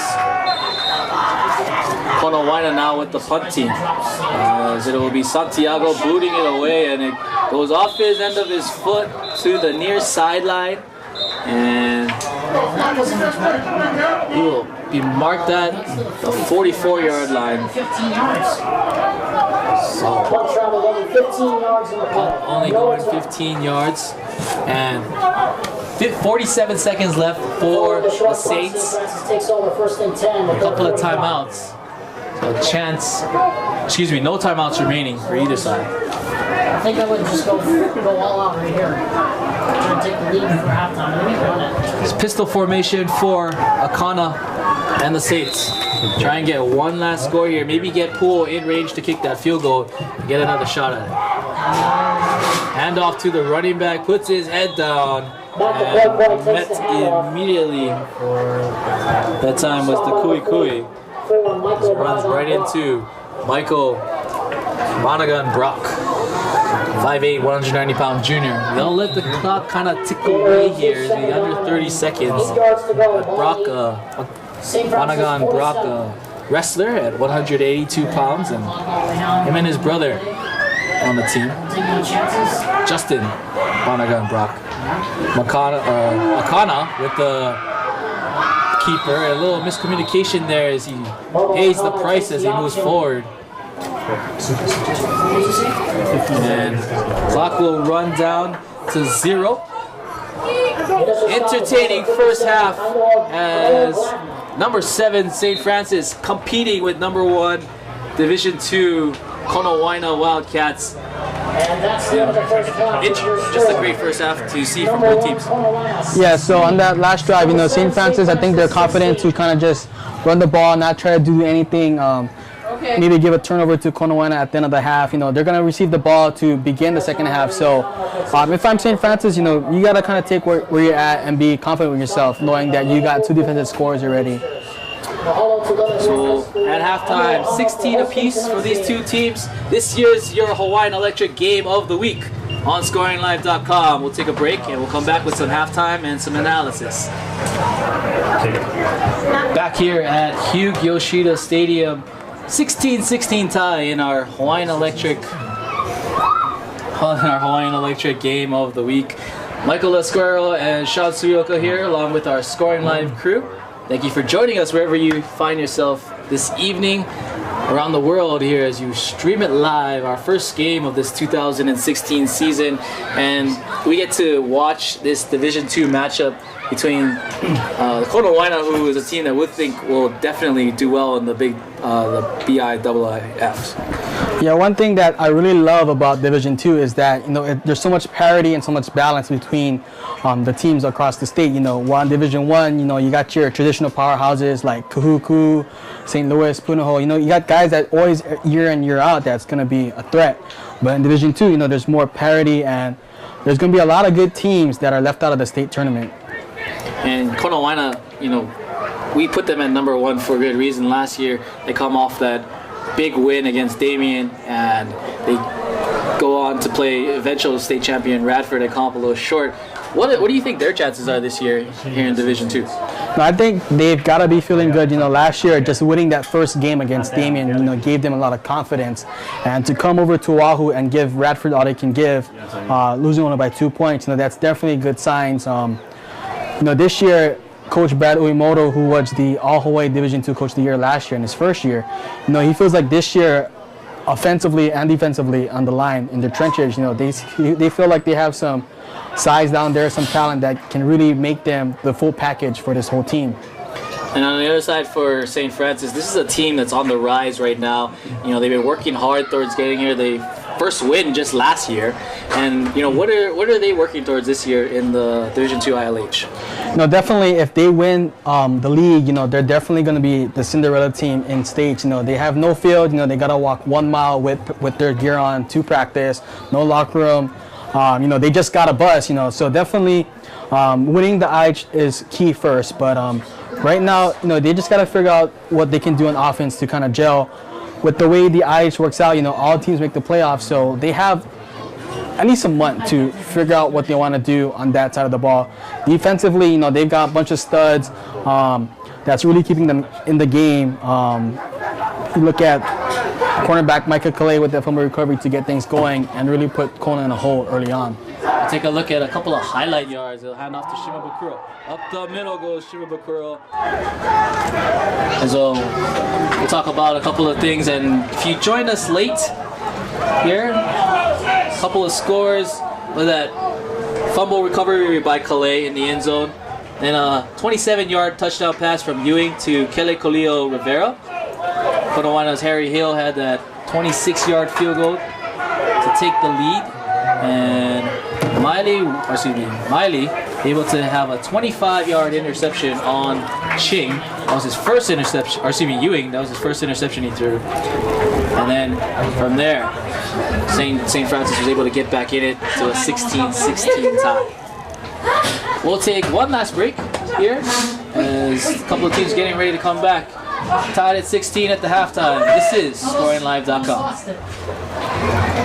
Back here at Hugh Yoshida Stadium on the campus of Lelehua High School for the Hawaiian Electric Game of the Week between the number 1 Konawaena Wildcats and the number 7 Saint Francis Saints. Tied here at 16 at halftime. Sean Suyoko, Michael Lasquero, bringing to you an outstanding matchup here in Division II.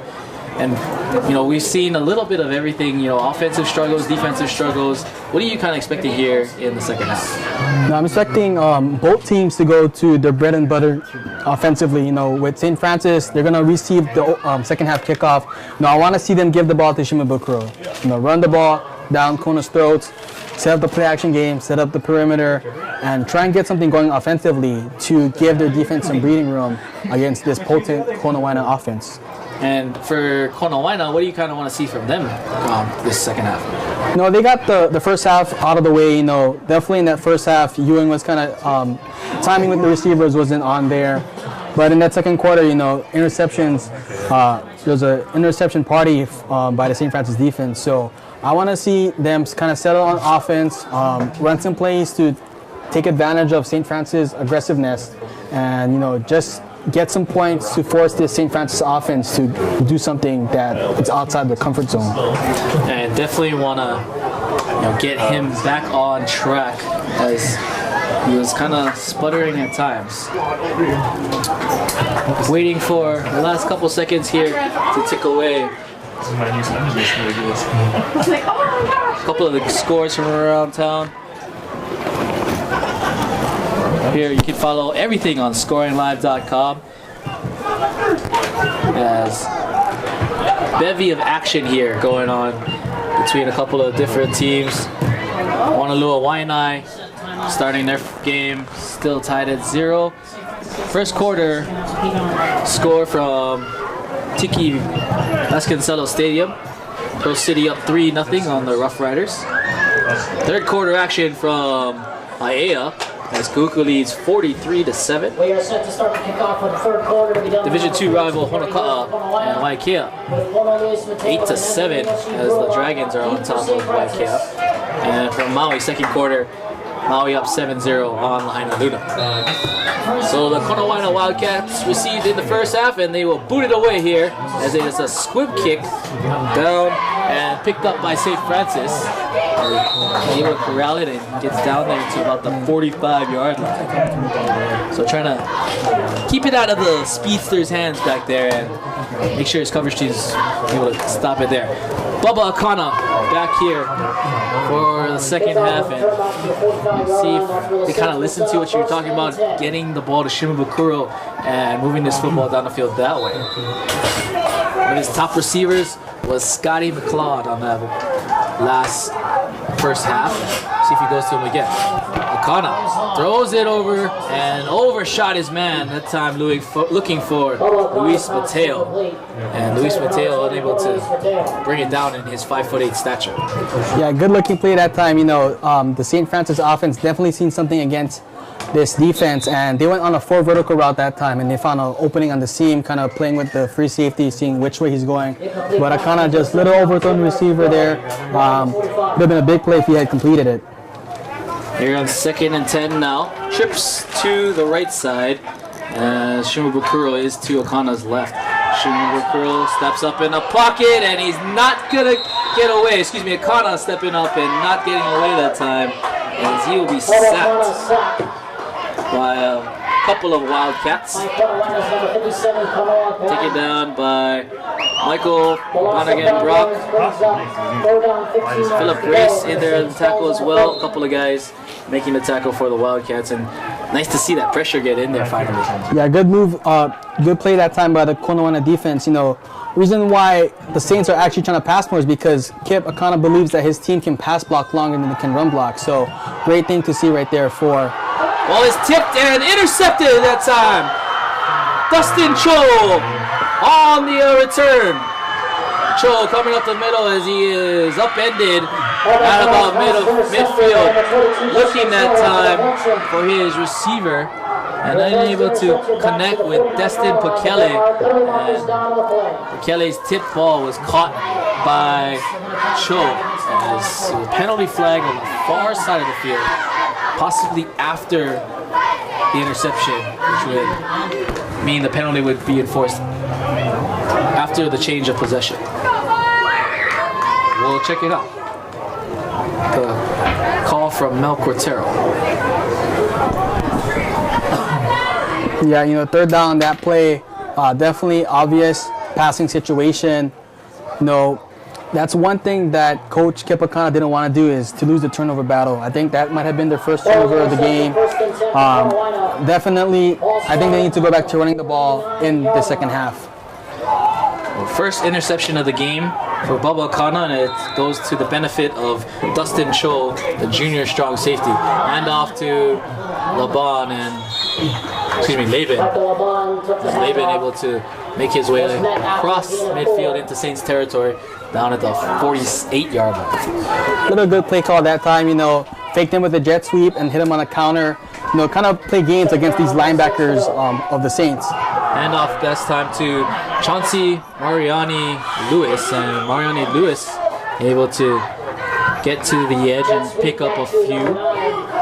Chauncey Mariani Lewis. Yes, Mariana Lewis gives Laban a break, and Laban back in there now. Fly sweep only picked up So 2 yards. Ewing Still 3rd down and 5 yards will to go. come in here on 3rd down. Konawaena will scourge it from their St. And about Francis 5 yards. 3rd and 5. Trips to his right, and he'll throw the screen over the middle with blockers in front is Laban. And Laban scooting for the first down as the ball came out afterwards. They'll call him down by contact, and he'll pick up the first down for the Wildcats. 26 yards. Nicely design play that time. You know, they're able to get it to Laban on the short side of the field. So the lineman doesn't have to really get too far to get their blocks down. So good play call for the first down by Wildcats. Let's see if they can cash in. 1st and 10. Play action and quickly tossed to Lele Ivi. And Lele Ivi able to Kyle Lelevi. come across the middle and pick up a good chunk of yardage, about 8 yards on that reception. Pick up 8 yards on that What a play there by Ewing. You know, he faked the handoff and he rifled it off his back foot to a receiver in open space. If you know you want to see that arm, There's a screen pass as he tried to get it to Alkai, and almost as soon as the ball was there, he was met extremely rudely. yeah. So going back to the point I was trying to make on the last play, you know, you want him to stand tall in the pocket and deliver a good pass. You know, that pass to the Levy, you know, was a good pass, but this pass was a little too rushed. So you want to see Ewing stand tall and hold his Swing out pass to his running back, and going nowhere was Mariana Lewis. Tabitha Otuvaka able to make the play. That guy, another guy we talked about who just learned how to play football last year and able to get in that backfield. And these couple of boys from Tonga are just vicious players. Yeah, definitely. You know, that's a play that, you know, the linebackers are supposed to make. But when you get a D lineman making that play, definitely a good sign for this defense. 4th down and going for it. It's for Ching. Jump ball! And great defense that time by Yoshi Dudual. On 4th and 12, they roll the dice, go for it all. A little bit of contact, but both guys kind of fighting for the football there. And establishing himself was Yoshi Dudual, able to make the play. Yeah, give credit to the St. Francis defender in that play. You know, Yoshi Dudual, you know, he's only 5'7", let's say 5'7", while you got a guy like Kamakana Ching who's 6'3". To win that one-on-one battle when you have a disadvantage is definitely a credit to his hustle and his skills on defense. I'm sure Ewing throws that 9 out of 10 times. Ching comes down with that jump ball. Akana hands off to his running back, to Kui, and to Kui able to get out to the 43-yard line before he's tattooed and pick up about 5. 6 on the rush. Close to 6. 2nd down here for Akana after he's thrown that interception. The tip ball. Trips to his right. Pressure coming off the edge, and Kui runs away from it and gets into Wildcat territory, and enough for a first down. He picks up 7 yards in that play. This is what the Saints have to do offensively if they want to win the ball game. You know, their linemen are bigger than the Wildcats' defensive linemen. So use the skills that they've got, you know, that they were born with, and just run blocks down the field and open some holes for the running game. And Akana back to pass here on first down.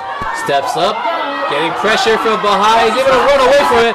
Down the sideline, looking for a block, and steps out of bounds at about the 27-yard line is Bubba Akana. And you kind of talk about that offensive line, and 6'1", 265, 6'3", 260, 6'1", 250, 6'3", 260, 6', 250. So you kind of think that he would stick to that offense and run right behind it. Yeah, great play by Akana on that play, but you know, I want to give credit to Matt Dekorkoi for really blocking that right side to give Akana some running room.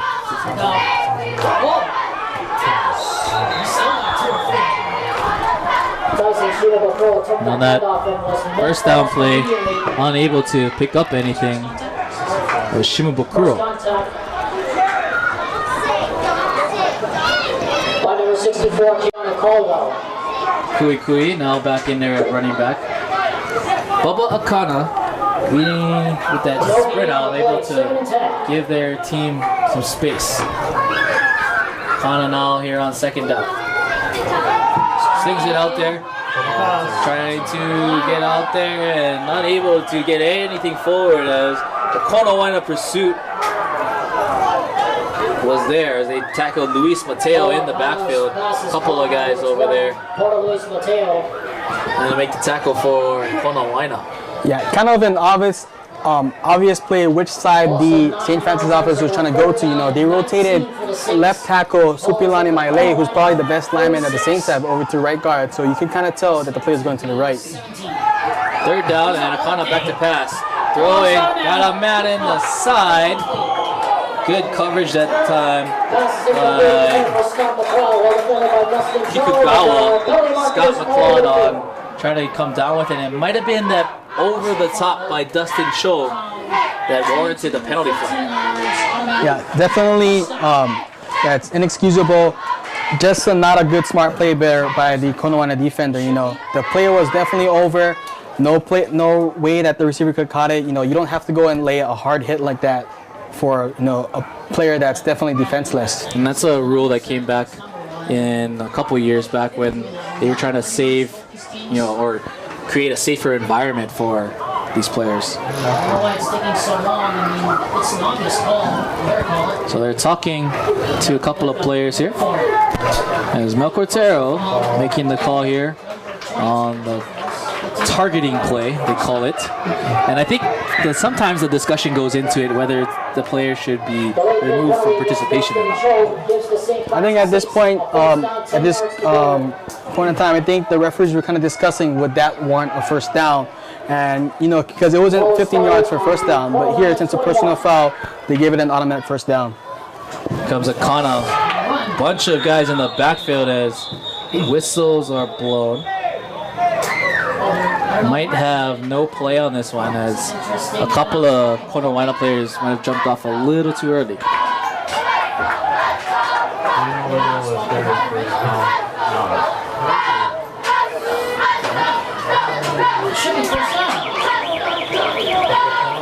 All right, looks like it's going to be fourth down here. And fourth and 3 here. I'm sorry, the marker on the far sideline was going a little schizo over there. It was at a 2, it was at a 3, it was at a 4. Now they've settled on third down here. So third down and 3 yards for St. Francis Saints. Here in the pistol is Akana with Shimabukuro behind him. Akana back to pass, looking left, throws left, got a man, it's caught! In the corner, down to the 5-yard line is Luis Mateo. And Mateo able to bring it in and give his group a first down. Great play call that time by the St. Francis offensive staff. You know, little drag route for Luis Mateo to operate in the intermediate route. You only needed 3 yards in that play, and they got more. So here comes that Rhino package. And it's Wembley Miley in and running that point position in that Rhino package. You get about 3 blockers in front of him, following his blockers, looking for the edge, breaks a tackle, puts his head down, touchdown!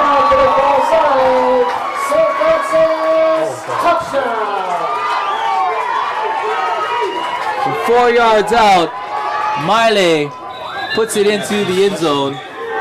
And able to get up a couple points here as Miley goes down after the play and looks like he's stretching out a little bit. Yeah, Miley, you know, he was 2 for 2 on the 2-point conversion runs. Here he actually gets, you know, the full 6 points on his own, shedding a tackle in the backfield and running in for 6. Hopefully Miley's okay. They're kind of hydrating and working on him, and it's another Konawaena player down on the side over there. Right next to each other, actually. So, athletic trainers called out onto the field for these two. We'll take a quick break here. You got your Hawaiian Electric game of the week. 22-16, St. Francis up with 6:08 to play. This is ScoringLive.com.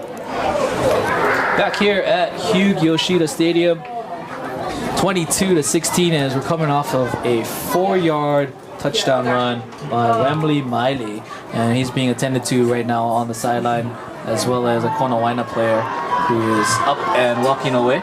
That's Kanoa Gladden. He's able to walk off on his own power, and what a statement drive for these St. Francis Saints here early in the second half. Yeah, this drive, it looked like it was going to be over after that incomplete pass down the right sideline, but a personal foul against the Konawaena defense really gave some life and made it a third down manageable with that pass to Luis Mateo. And with that first down conversion, they're able to go to what's working with the rhino package and take Miley into the end zone. Want to give credit on this drive to running back Matt the Koikoi. I know during halftime we mentioned that the Saints have to give the ball to Shima Bakuro, but the Koikoi is the better pass blocker, and he started this drive off with 2 good runs that kind of got the Konawaena defense a little guessing. And from there, the Koikoi is able to give a good block for Akana on that scramble, which kind of gave them good field position. And Miley is able to walk off under his own power. St. Francis to take the lead on that 4-yard touchdown run. Akana Poole on to attempt this extra point.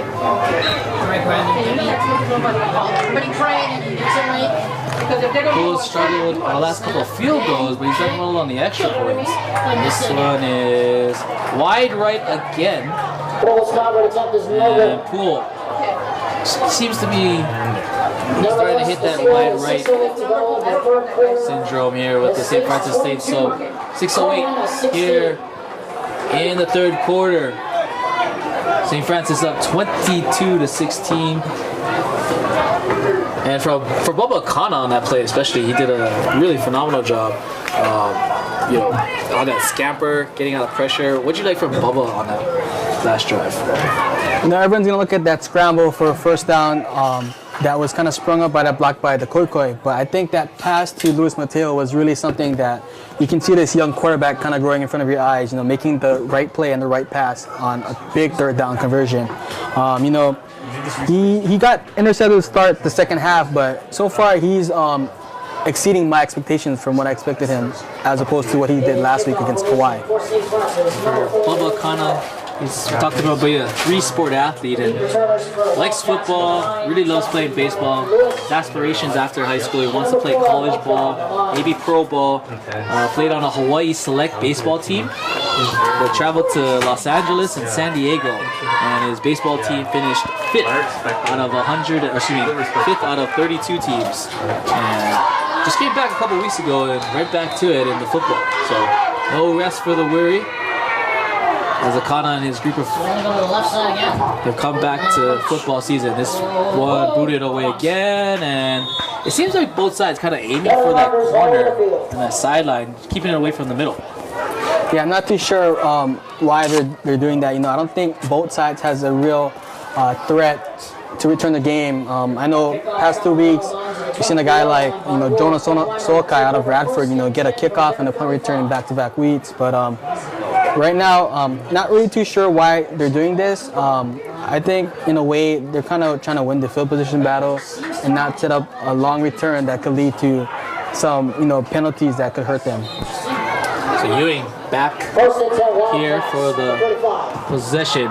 Nobody in the backfield with him, and pressure coming up the middle. He's chased out of there by Finau. Finau was breathing down his neck, and he had to get rid of it. He slung it out there and short-armed it to his receiver that time. Pressure applied by St. Francis' number 18, Sepa Finau.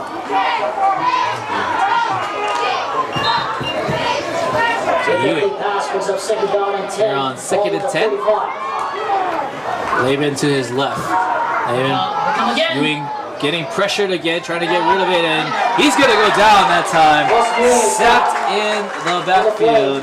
This time, Sepa Finau finishes it up. Finale, he was the one giving pressure to Ewing in the last play. This time, he gets to the quarterback this time. Definitely a big play by, the player from Tonga. Finale, 6'1", 220 pounds, and one of those guys who just started playing football last year. Hand off to his running back, Levin, and almost tackled in the backfield. Still making moves and trying to get away as it was 3rd and forever. And unable to get out across to the 35-yard line as the St. Francis player is slow to get up. That's Finale. But he gets up quite quickly. Brings up 4th down and 20 for the Wildcats. 4th down for the Wildcats. With Dudawan and Mateo deep to receive. 4th and 20, and will be booted away this time by Santiago. Santiago had a scare the first time he kicked it away. Was aided by a running into the kicker. See if he can kick it straight this time. Ball goes away to the right side, bounces once, and Luis Mateo picks it up at the 45-yard line, and a couple of pushes in the back that time. St. Francis wanted some balls. Oh, that's good. But able to bring it up into Wildcat territory, and Kana and crew will take over at about the 48-yard line. Great field position here by the St. Francis offense, led by that sack by Finale. If I'm Konawaena, you want to hold them to no score in this drive, because if they go up 2 scores, they can just run out the clock and shorten the game, with their run game. So I think this drive right here could decide the game. I think you're absolutely right. I think Konawaena needs to step up right here, and their offense is struggling a little bit right now, so their defense, they need to rely on it to kind of get them going. And they'll switch the balls out here for St. Francis. 1st and 10 from the 48-yard line. St. Francis scoring on a 4-yard touchdown run by Wembley Miley. Sakana in the pistol, hands off to the Kui, and the Kui able to get 2 yards on that run. Took the handoff, picked up a close to 4 on the play. Initial stop for the Wildcats, number 1, Paka Kakolias. For St. Francis, this was their 2nd football game. They played Kauai last week, and they were predominantly an I formation team last week, and a lot of people watched that game as Akana on 2nd down and 8 in that pistol formation again. Back to pass, and Akana slings it out there, intercepted! Threw it directly to the Konawaena player, and it was intercepted that time by Philip Grace. Philip Grace coming up with the interception. He was looking for his St. Francis receiver out there, but unable to get it to him, and this might be exactly what Konawaena needs to get back into this ballgame. Yeah, we'll play that time by the slot receiver running that bubble. He kind of started a little behind, and his bubble wasn't really much of a bubble. It was kind of like move back, move forward, and Grace, being a 3rd-year starter, was in the right place at the right time. 2nd interception by the Wildcats defense, and this one is a screen to Levin.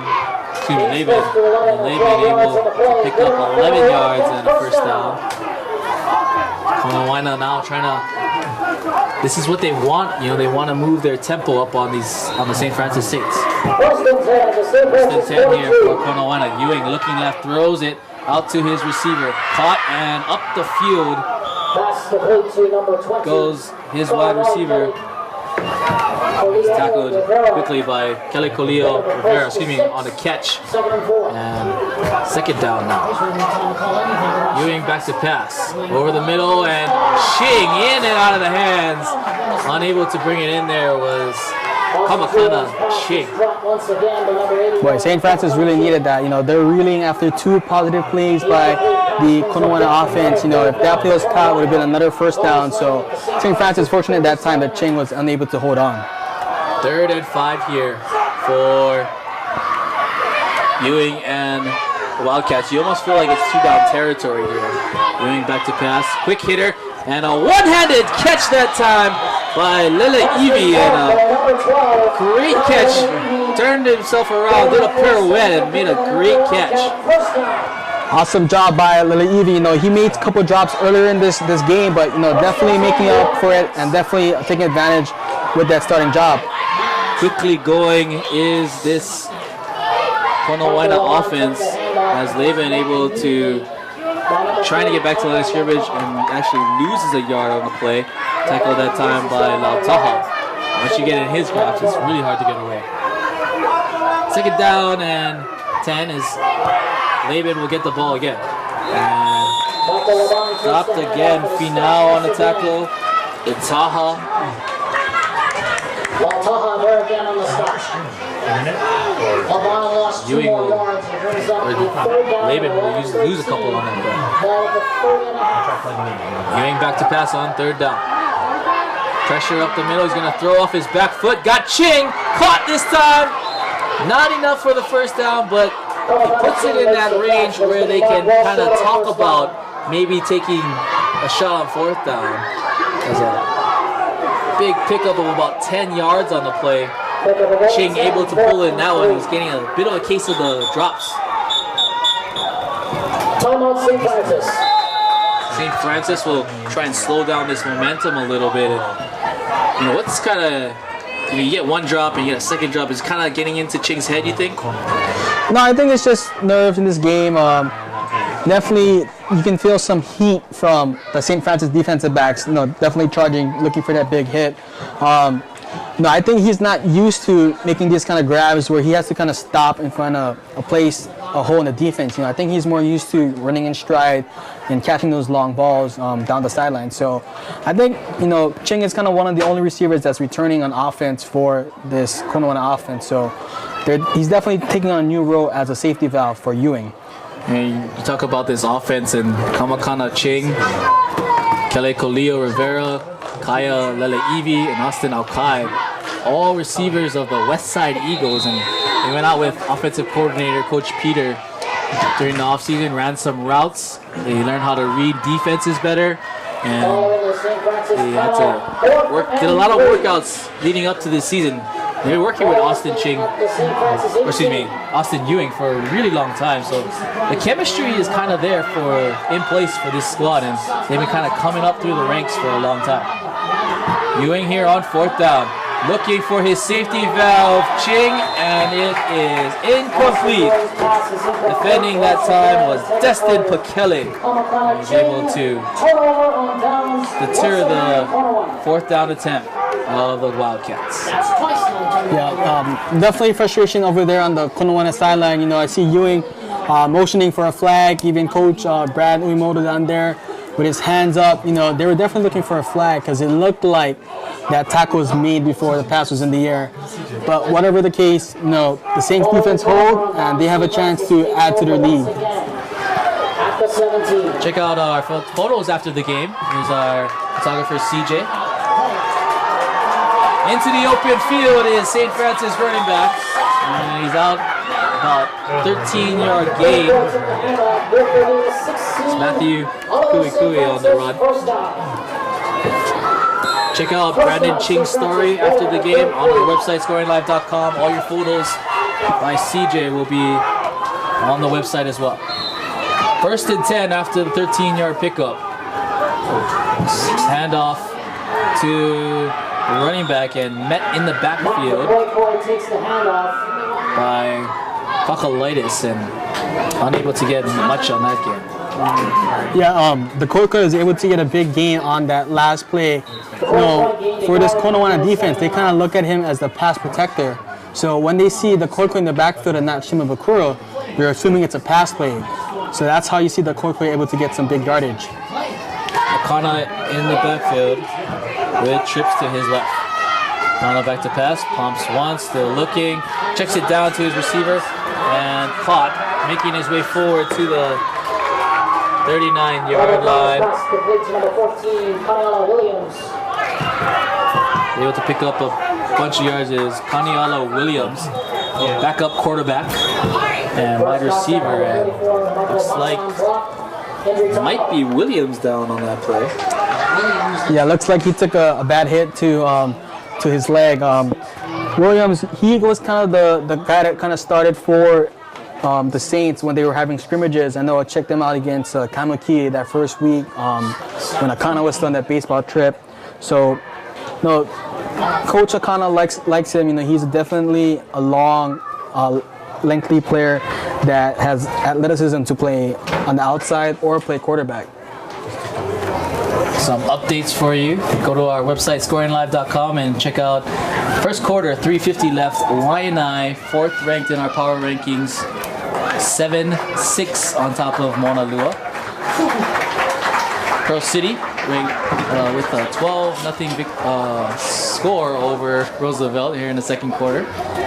And third quarter stat for Kahuku, 50-7 as they keep pouring it on. McKinley in the first quarter against Kalaheo up 7-0. And Honika'a maintaining that 8-7 lead. And at half, Maui with a 14-2 lead over Lahaina Lunas. Go to ScoringLive.com, your source for Hawaii High School sports throughout the year. So glad you could be with us. Sean Suioka, Michael Lasquero here on third down. Akana back to pass, quickly out to his receiver, McLeod, and diagnosed quickly. It might have been a fumble. Jordan Kikugawa was in the area to knock it away, and they're going to give it to him. Fumble recovered by the Wildcats, and maybe just what they needed to get themselves back into this ballgame. Yeah, you know, this passing game, they're trying to definitely open it up for the Saints, but no, the routes is not really there right now, and the blocking on that play by the inside receiver, he was definitely getting overpowered by the defensive back. So again, you know, you want to see St. Francis run the ball and just get 3 yards every pop so that they can add to this lead. Credit Kikugawa on that push in the backfield. Ewing gonna throw deep, got hit as he threw, and it's intercepted. Penalty flag, late penalty flag thrown, but intercepted. Ewing hobbling a little bit, and that's kind of maybe your more concern here is watching Ewing walk away on his plays. Planted and got hit on the play. Intercepted, that time by Wembley Miley, and Miley able to come up with his second interception, we think. Hold on, we'll check the flag.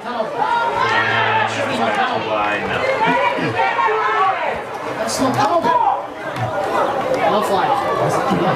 As we're checking, we're talking. Mel Cortell's getting the call. And he's going to wave it off the flag, and it's an interception.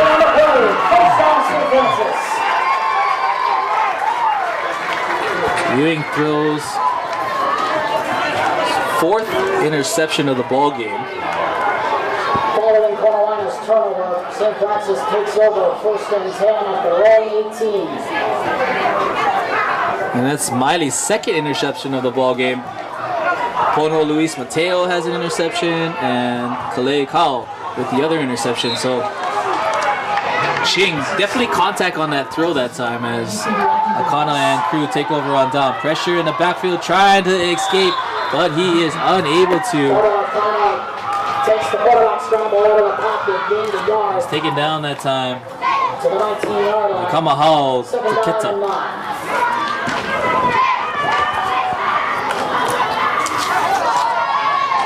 What a bizarre change of events. We just have the fumble and then the interception. You know, back and forth we go here. Yeah, on that play, you know, Ewing seems like the running back didn't know he had to fake the handoff, and Ewing, you know, under pressure had to throw off his back foot, probably landed off gingerly on that play. So St. Francis ball. A speedy first half, speedy third quarter as we come to the end of it. 22-16, St. Francis leads number 1 Konawaena. We'll take a break and we'll be back with the 4th quarter. This is your Hawaiian Electric Game of the Week on ScoringLive.com. Back here on Wahiwa, Oahu. Here is 22-16 as number 7 St. Francis on top of the number 1 Division II team, the Konawaena Wildcats. Sean Suioka, Michael Lasquero. So bring you the final quarter of our Game of the Week, the Hawaiian Electric Game of the Week. Glad you could join us from wherever you are today, streaming live on ScoringLive.com, your source for Hawaii High School sports. just had a couple of exchange of plays here as Akana was able to get it to his receiver McLeod, but he fumbled the football. And then an interception that time as Ewing threw off his back foot. And now another miscommunication in the backfield as the running back for St. Francis unable to get much on that play. Foki Kaile able to get a couple of yards and actually losing a yard as he was swarmed that time by the Konawaena defense.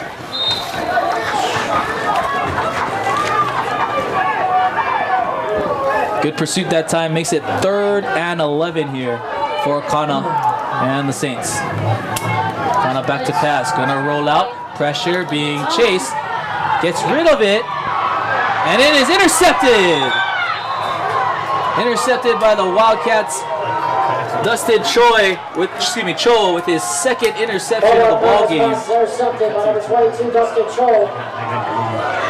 Intended for number 7, Scott McLeod. Was looking for a couple of receivers in the area and kind of just was forcing something that maybe wasn't there.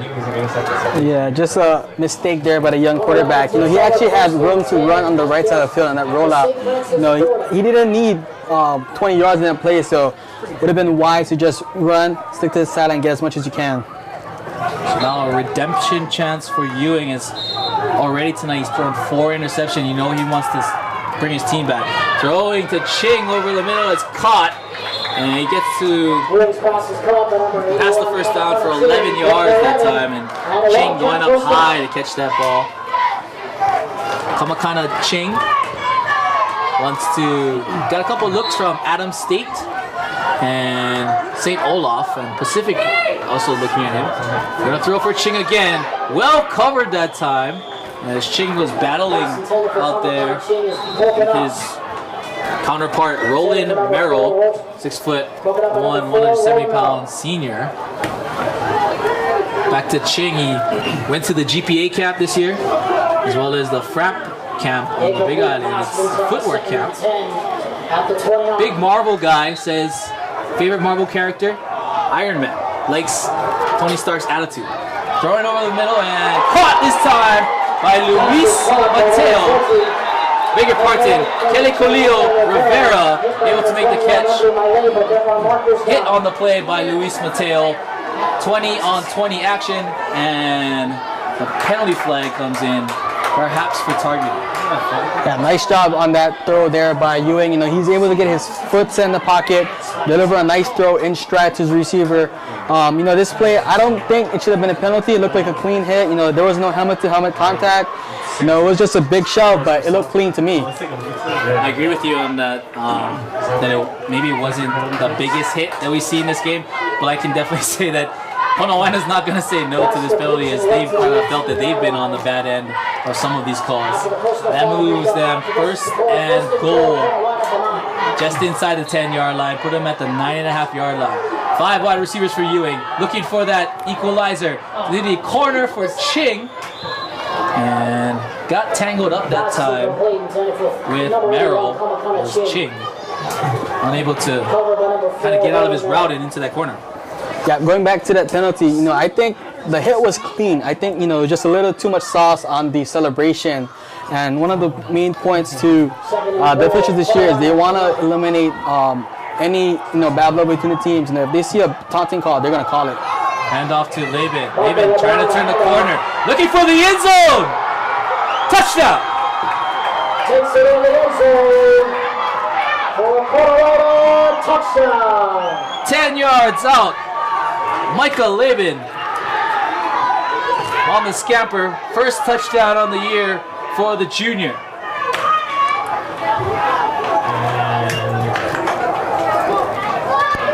Harry Hill, onwards at the cover. We're tied at 22 here with 10:45. Number 1 has responded here as Harry Hill will attempt to one-up the St. Francis Saints right here. Low snap, good hold. And it is good. Harry Hill first an extra point.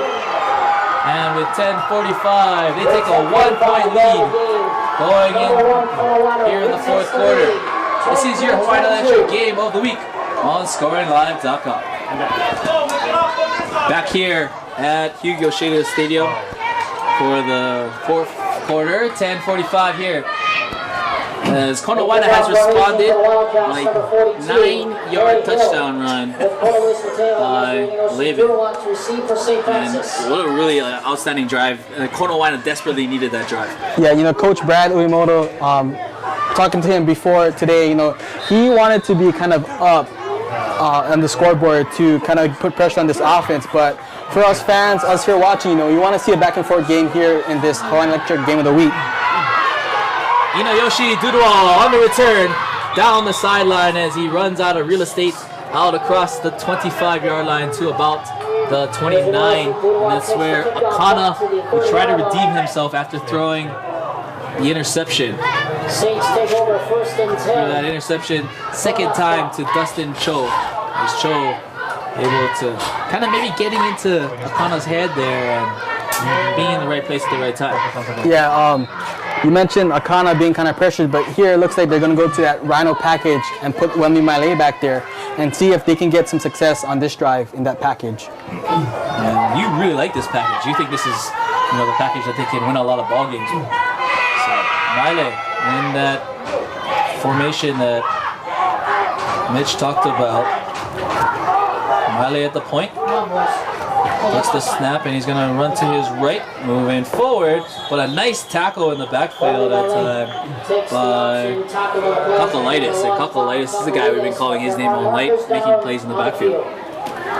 Yeah, you know, Miley at that time walks gingerly off the field.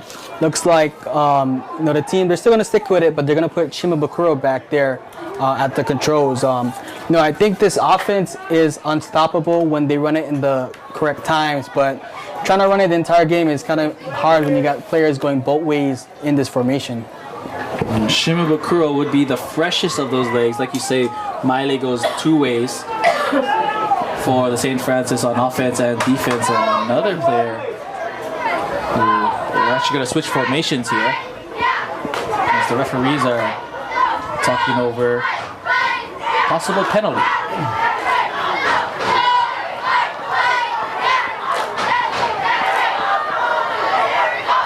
So the ball will be placed at the 25-yard line. First and 15.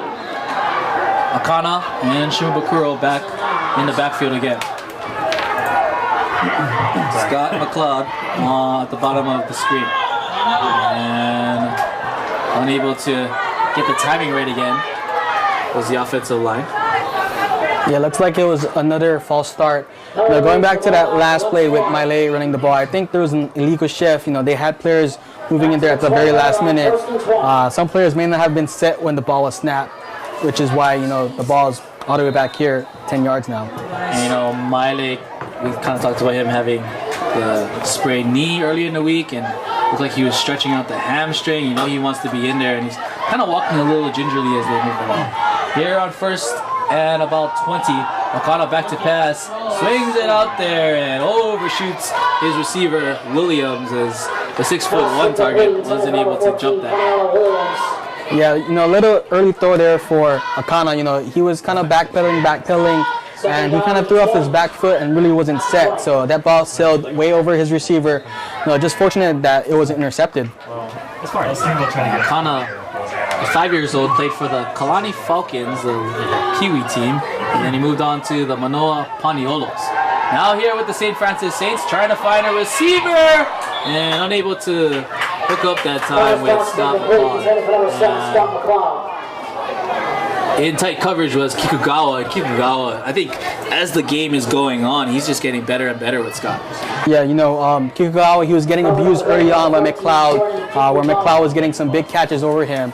I think Kikugawa was actually kind of fortunate on that play where he didn't get called for defensive pass interference because it looked like McLeod kind of ran out of bounds for a bit and, you know, tried to re-enter and get that pass.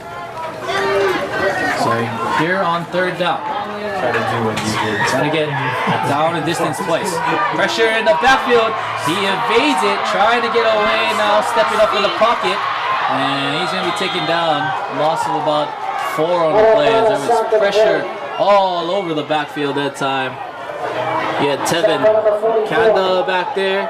Noah Gladden back there. Jarvis Kali'i, excuse me.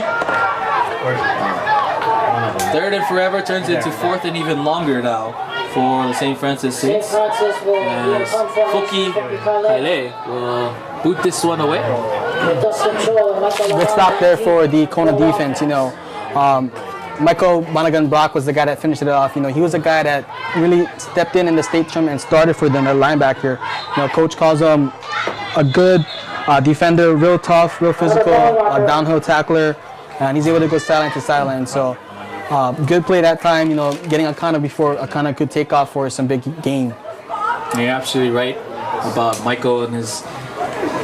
His dad was a football player in the CFL, and he said he was inspired by watching his father's old tapes, and it kind of made him want to play football. He's not playing football, he's just hanging out with friends, learning different things. He had a 5 to 10 regimen. You'd say he woke up at 5 a.m., started workouts at 7:30, and then wouldn't get home till 10 p.m. to end the day. This punt goes straight in the air from Kaile. Kaile boots it for maybe 20 yards. Koki Kaile's punt traveled only 20 yards. And ball will be placed at the 34-yard line. St. Francis 34. So a chance for Austin Ewing and this Konawaena offense to separate themselves a bit here from St. Francis. Still a tight ball game here with 8:33 left, 23 to 22. Ewing back to pass and throws that screen to his receiver and up across with it and into the open field, still on his feet, trying to make it forward. And he'll be brought down at about the 15-yard line. Is Leo Rivera. Excellent effort that time to not go down and keep that play going. Quickly the Wildcats go, heading off to Laban, and Laban gets a few. Well, the Konawaena, they definitely got the St. Francis defense reeling. You know, I wouldn't be surprised if they decide to call timeout right here. Austin Ewing back to handoff this time to Laban. Laban upended quickly that time. Inayoshi Dudawa, as there's a penalty flag in the backfield. A nice tackle, open field tackle by Inayoshi Dudawa. We'll check the flag here. It was 2nd and 5, and from the 13. We'll see what the penalty flag is. Laban, one of those running backs for, as there's a holding call, no market back. Laban, one of those guys who went to camps up in Oregon, Western Oregon, Southern Oregon, made the trip around Oregon, went to the GPA camp, and get themselves ready for this season as Ewing hands off to his running back, Mariano Lewis. As Mariano Lewis able to get a couple of it back. It'll be 3rd down and long. Yeah, kind of interesting there that, you know, St. Francis, they decided to take the penalty and not decline it, but works in their favor with that that run play for really no gain. 3rd and 19 here for Ewing. Ewing back to pass, trying to set up this. Otuvaka chasing him down, and he chips him up. Otuvaka able to, like a lion in pursuit on that one, able to devour his prey. Yeah, Coach Kipakana, you know, describes Otuvaka as a guy that plays with a very big motor. On that play, Ewing, you know, he's scrambling, kind of dancing a little bit, trying to shake and bake, but Otuvaka just keeps charging at him, and he's able to get to the quarterback. We asked Otuvaka his favorite player earlier in the week. You know what he said? J.J. Watt. Little J.J. Watt action right there for you. Timeout taken by Konawaena As they'll talk it over here, a long 4th down play. And what a game we have so far. 1 point differential right now, and both teams just fighting for. It's a non-league preseason game. Technically, it doesn't count against your record and all that stuff. But these guys are wanting to win this game today. Yeah, definitely. Konawaena, they have Hilo coming up next game to start BAAF play, and Hilo is no easy game. They made the state tournament the past few years, so the top-ranked Wildcats are definitely getting a good test here before the start of the regular season. We're here for the Hawaiian Electric game of the week. 4th down, and about 18 yards needed for Ewing and the Konawaena Wildcats. Glad you can join us wherever you're coming from. Ewing in the shotgun. Back to pass. Gonna throw a jump ball for Luis Mateo. Got a step. It is. It's come away with. Maybe we call it incomplete. So the pass was broken up that time. Intended for Luis Mateo. Excuse me. Kalele Kolio Rivera, broken up that time nicely by Yoshi Dudois, and it looked like Kalele Kolio Rivera had a step on him, and a nice recovery by Yoshi Dudois. If I'm Konawaena, I kind of wish that the guy kind of intercepted. I know Ewing wishes he doesn't, but it would have given the Saints position at the 20. Now the Saints take over in the 34. And let's see if they can get a drive here going and put up some points to take the lead. There's 6 minutes and 48 seconds left in this game. If they keep it grounded and get substantial gains, I think they should be able to milk a good portion of the clock off and leave Kona with little score if they do take the lead. 6:48 here left in the 4th quarter, and it's a great thought, Mish, but we got to get in the end zone first. So we'll see if they can do it here, as they seem to be coming out with the Rhino package with Shimabukuro. Official is still talking it over there.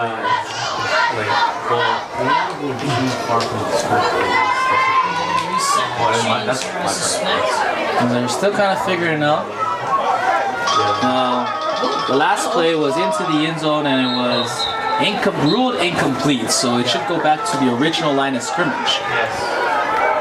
Unless they call passing, no, chain markers. And if you're following us on ScoringLive.com, follow all your scores, your source for Hawaii high school sports. 2nd quarter action out at Waianae.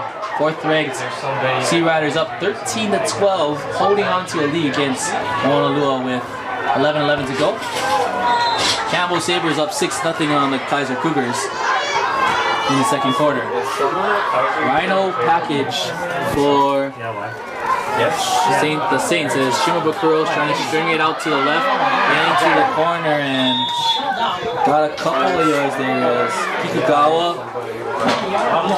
and company able to make a tackle there. Also, Flanagan Brock.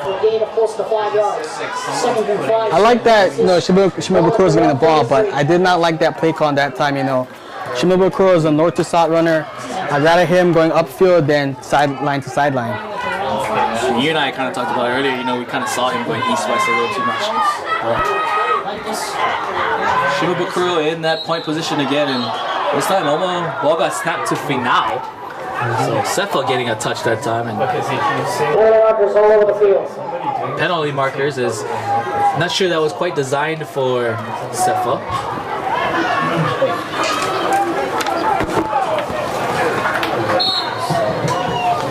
Second and 10, so all those yards gained by Shimabukuro on 1st down is negated. They've gone to this Rhino big package. Ball on the right hash here for Shimabukuro. Takes the snap, and he's going to go straight ahead. Bouncing to the outside, into the open field goes Shimabukuro, down the sideline, and he's tackled by Cho.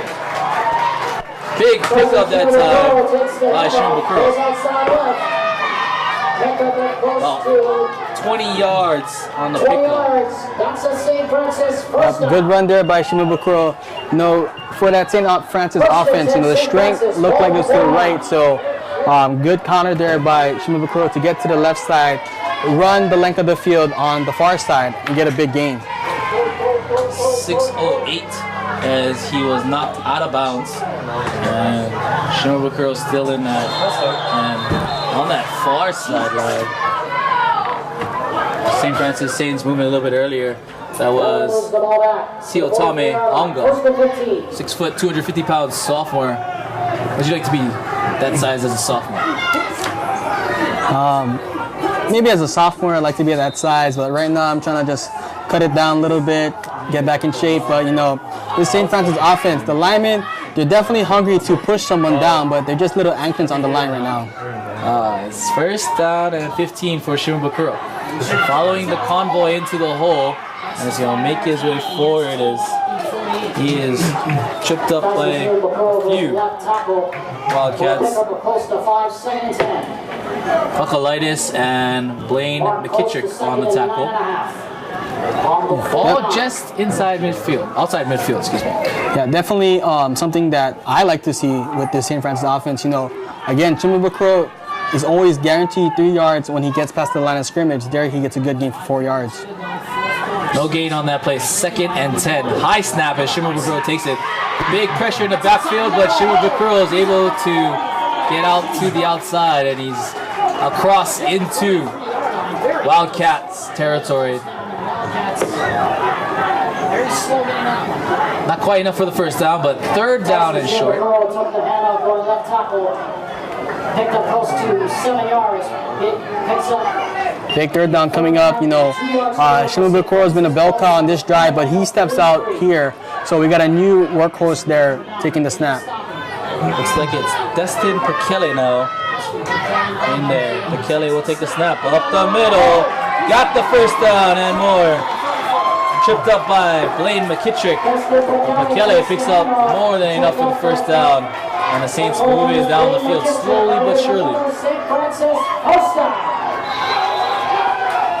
What do you got to do as the Wildcats take this time out? What is the Wildcats got to do here to kind of slow down this Saints offense? I think they just got to get some bigger bodies down there, down low to handle you know, that big push that St. Francis is getting in the trenches. You know, they're trying to not crowd the box too much to, you know, set themselves up for a pass play, but you know, definitely physical strength is definitely overpowering the Wildcats right now. So, you know, they just gotta try their best and, you know, try and engage their players one-on-one and not get pushed back. You know, Coach Uemoto talked earlier in the game how, you know, this defense, you know, they might have to bend, but get timely stops. So definitely going against Radford last year, a bigger physical team in the state semifinals, should give them some confidence, knowing that they can hang with a physical team. So indeed, time on the clock to come back.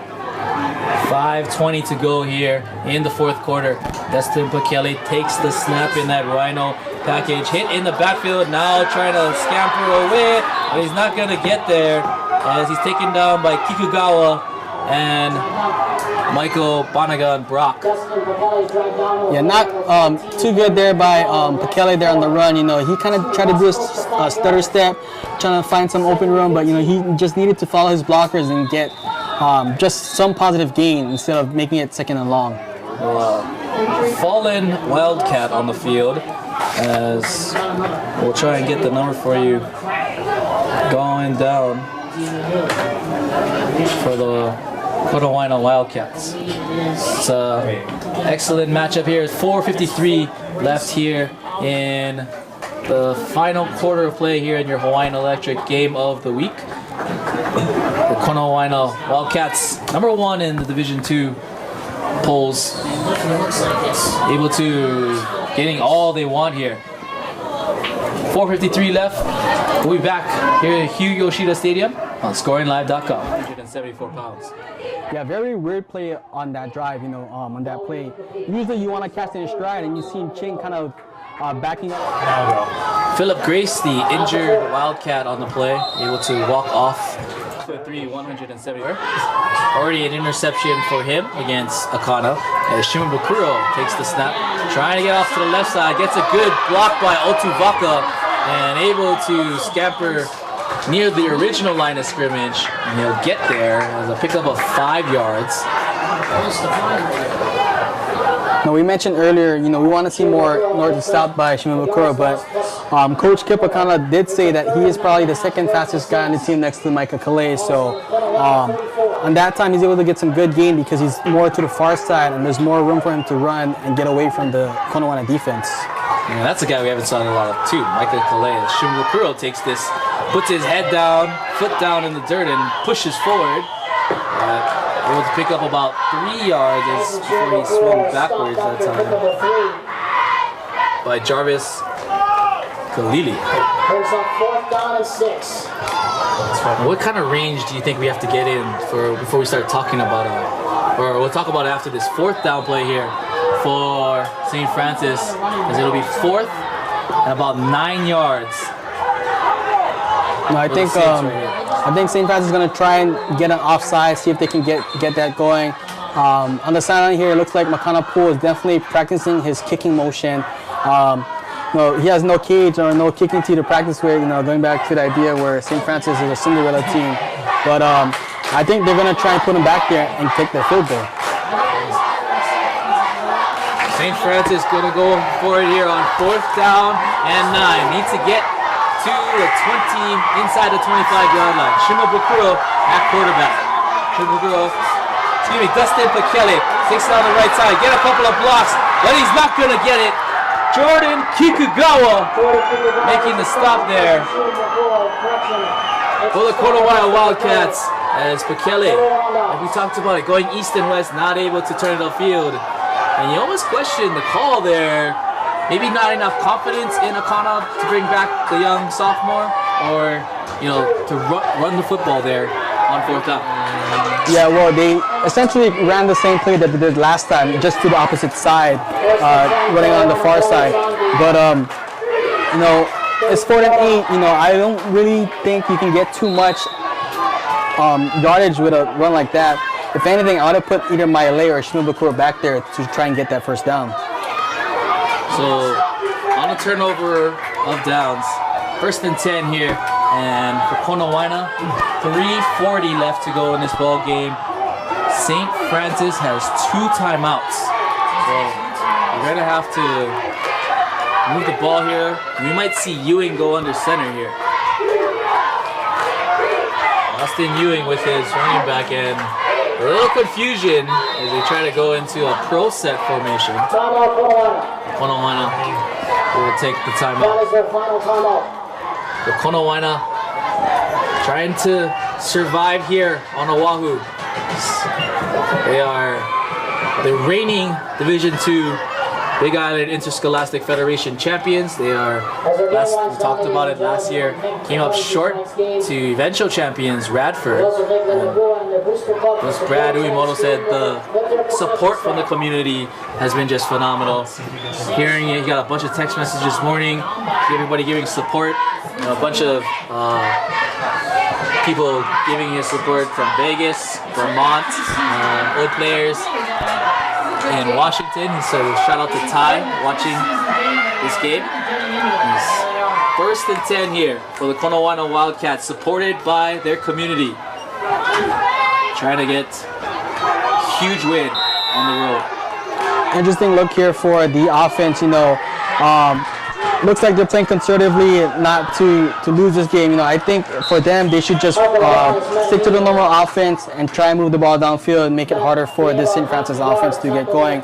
Last year in the first round of the state tournament against Damien, they had a really big lead that they kind of blew by getting too conservative. So, you want to see them kind of open it up and stick to the normal game plan instead of getting complacent here on offense. 2nd and 9. As they've switched gears from that shotgun formation, and Michael Laban will be back there running the football.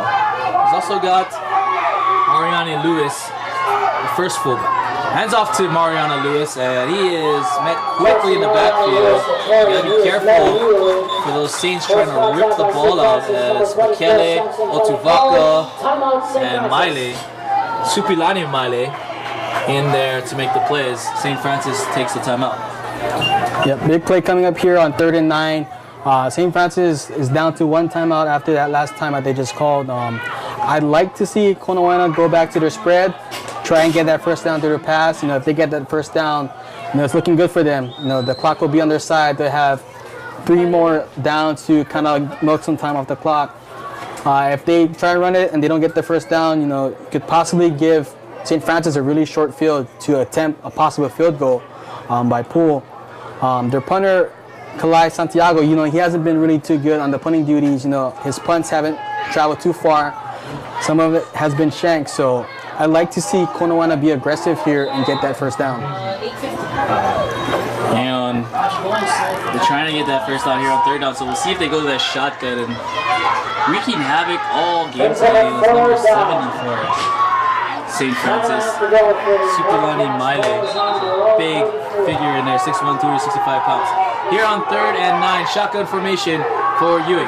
Back to pass over the middle, it's caught!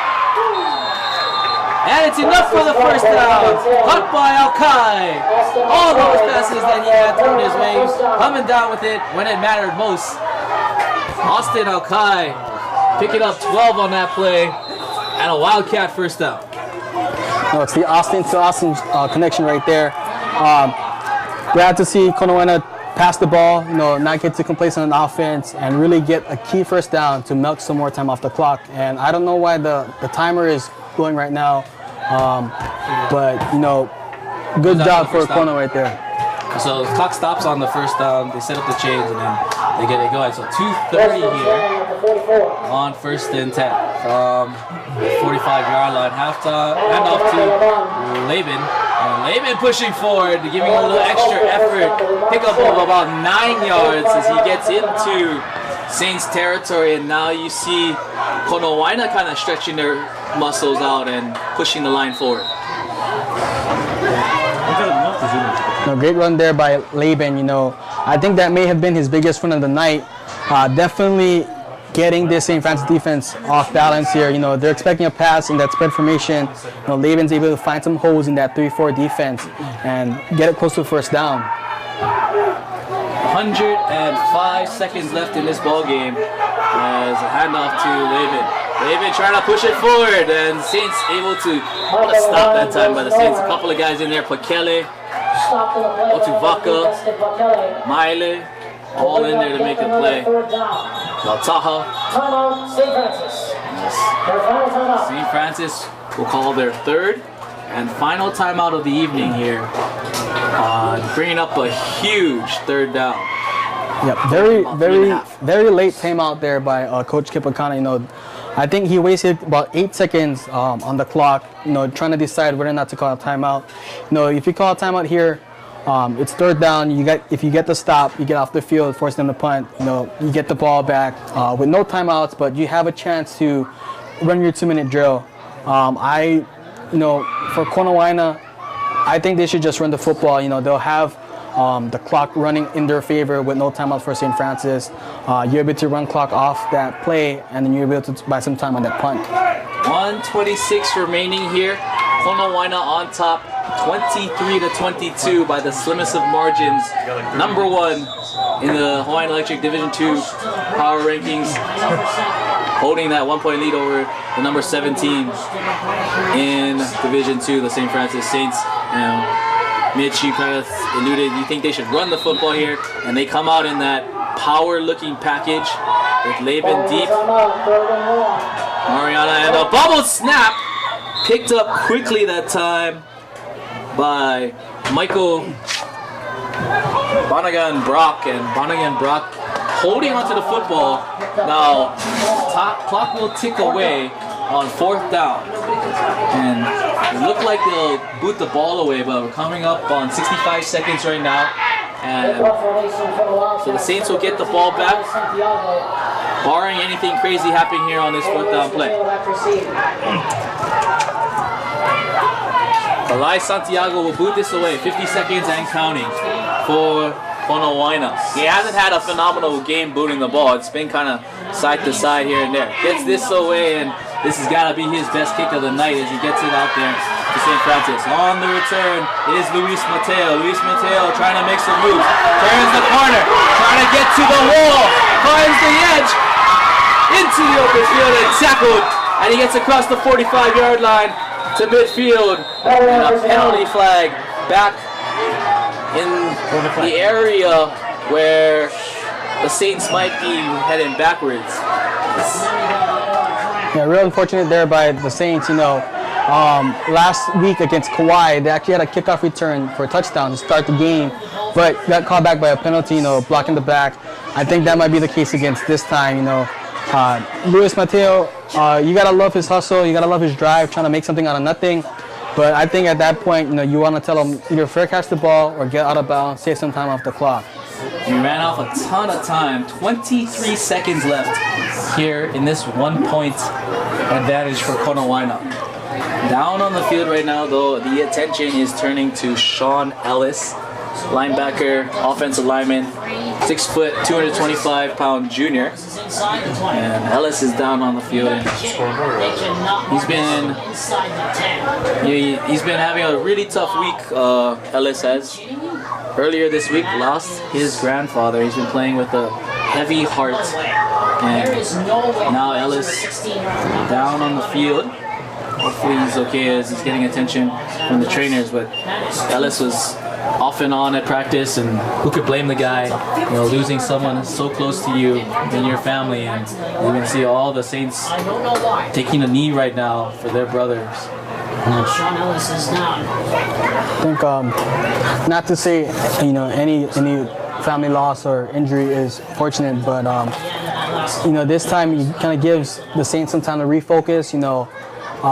Think about Ellis, with his week that he's got to go through, and kind of put them in their hearts to try and make some magic happen here in this final 23 seconds. The Saints, looks like they're going to put Bubba Kana back there on offense.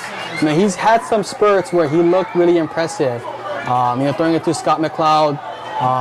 This time I think they're going to try and throw it in the direction of Micah Calais or somebody else, or Kanye Williams. Use their speed and athleticism to get a big play. But right now it doesn't look like time is running out for the Saints. 23 seconds. Ball is placed at the 10.5-yard line. We'll call it the 11. First and 10. No timeouts here for St. Francis Saints. They need to go 89 yards for a score. Back to pass is Kana, and he completes it to Kui. And Matthew able to get the first down. So that stops the clock here with 15 seconds. Clock will stop out of bounds, first downs. They'll set up and then have to snap it quickly, maybe down it right here. And 11 seconds. 9 seconds now. So 9 seconds on the clock for St. Francis. Ball. Our officials are all using the comms and the communicators devices, so they're able to communicate to each other as well as to the scoreboard operator up here in the booth. So 12 seconds here for the St. Francis Saints. Need to get out of bounds, maybe halfway or so. Deepest man for the Konawaena Wildcats is at the 50-yard line. That's Choi. Pressure coming off the edge. Here comes Akana trying to throw it down for McLeod. Throws it up there, and it's incomplete. Great box out that time. Almost like a basketball player was Kikugawa. And Konawaena celebrated because the time went to 0.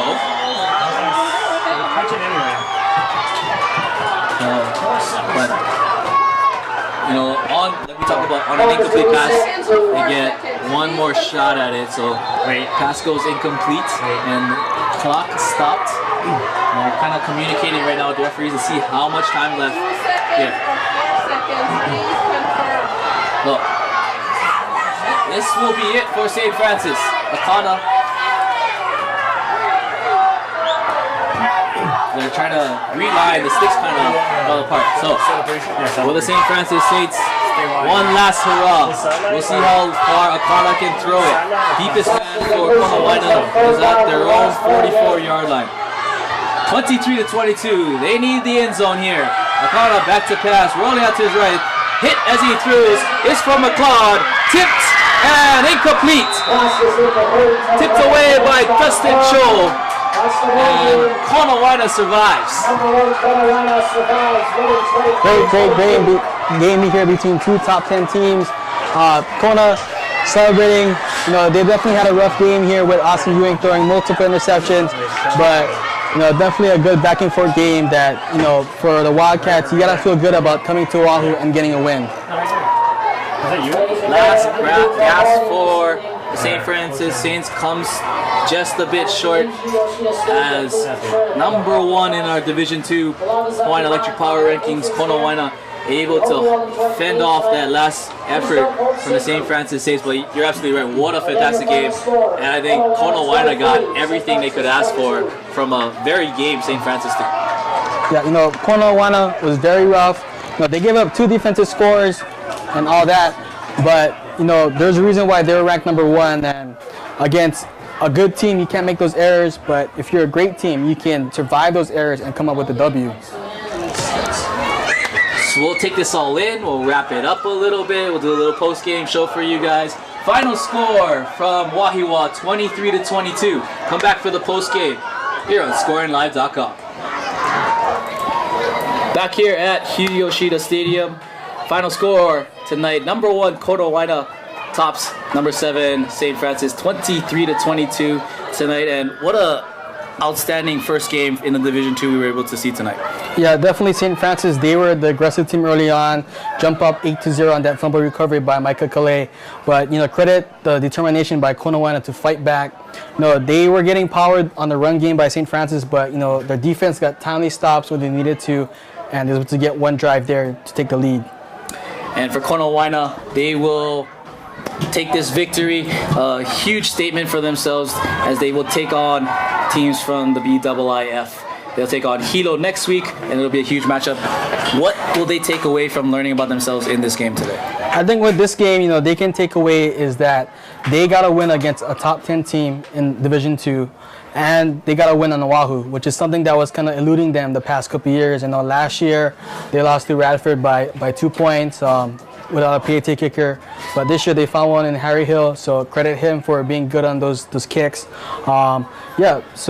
Definitely getting a win here on Oahu is definitely good for the morale. When they have to travel here for the state tournament and the potential title game, they'll have confidence knowing that, hey, we can get a W here away from our home field. We can get it done, and we can be one of the top teams in the state. Absolutely. They'll have a bullseye on their back as the weeks go on. For St. Francis, they learned a lot about themselves, and they kind of figured out, hey, we can compete with the big boys. Yeah, their defense definitely was on fire this entire night. Guys like Tavita Otuvaka down the line, Supilani Maile, Taka on number 40, they definitely put pressure on this Konawaena offense. So definitely they have to be proud with the effort that they did against the top-ranked team in the state. So that's it from Wahiawa, 23-22. Thank you guys so much for joining us on our 2016 broadcast. We'll have more on our broadcasts. If you want to hear the story, check out Michael's story later on today. Pictures by CJ. On behalf of the greatest working crew, ScoringLive.com, for our producer and director, Brian Ng, our cameramen, Spencer Honda, and Cody Kalbala, I'm Shad Suioka. Support high school sports. Support the future. This is ScoringLive.com. Aloha. Shoots.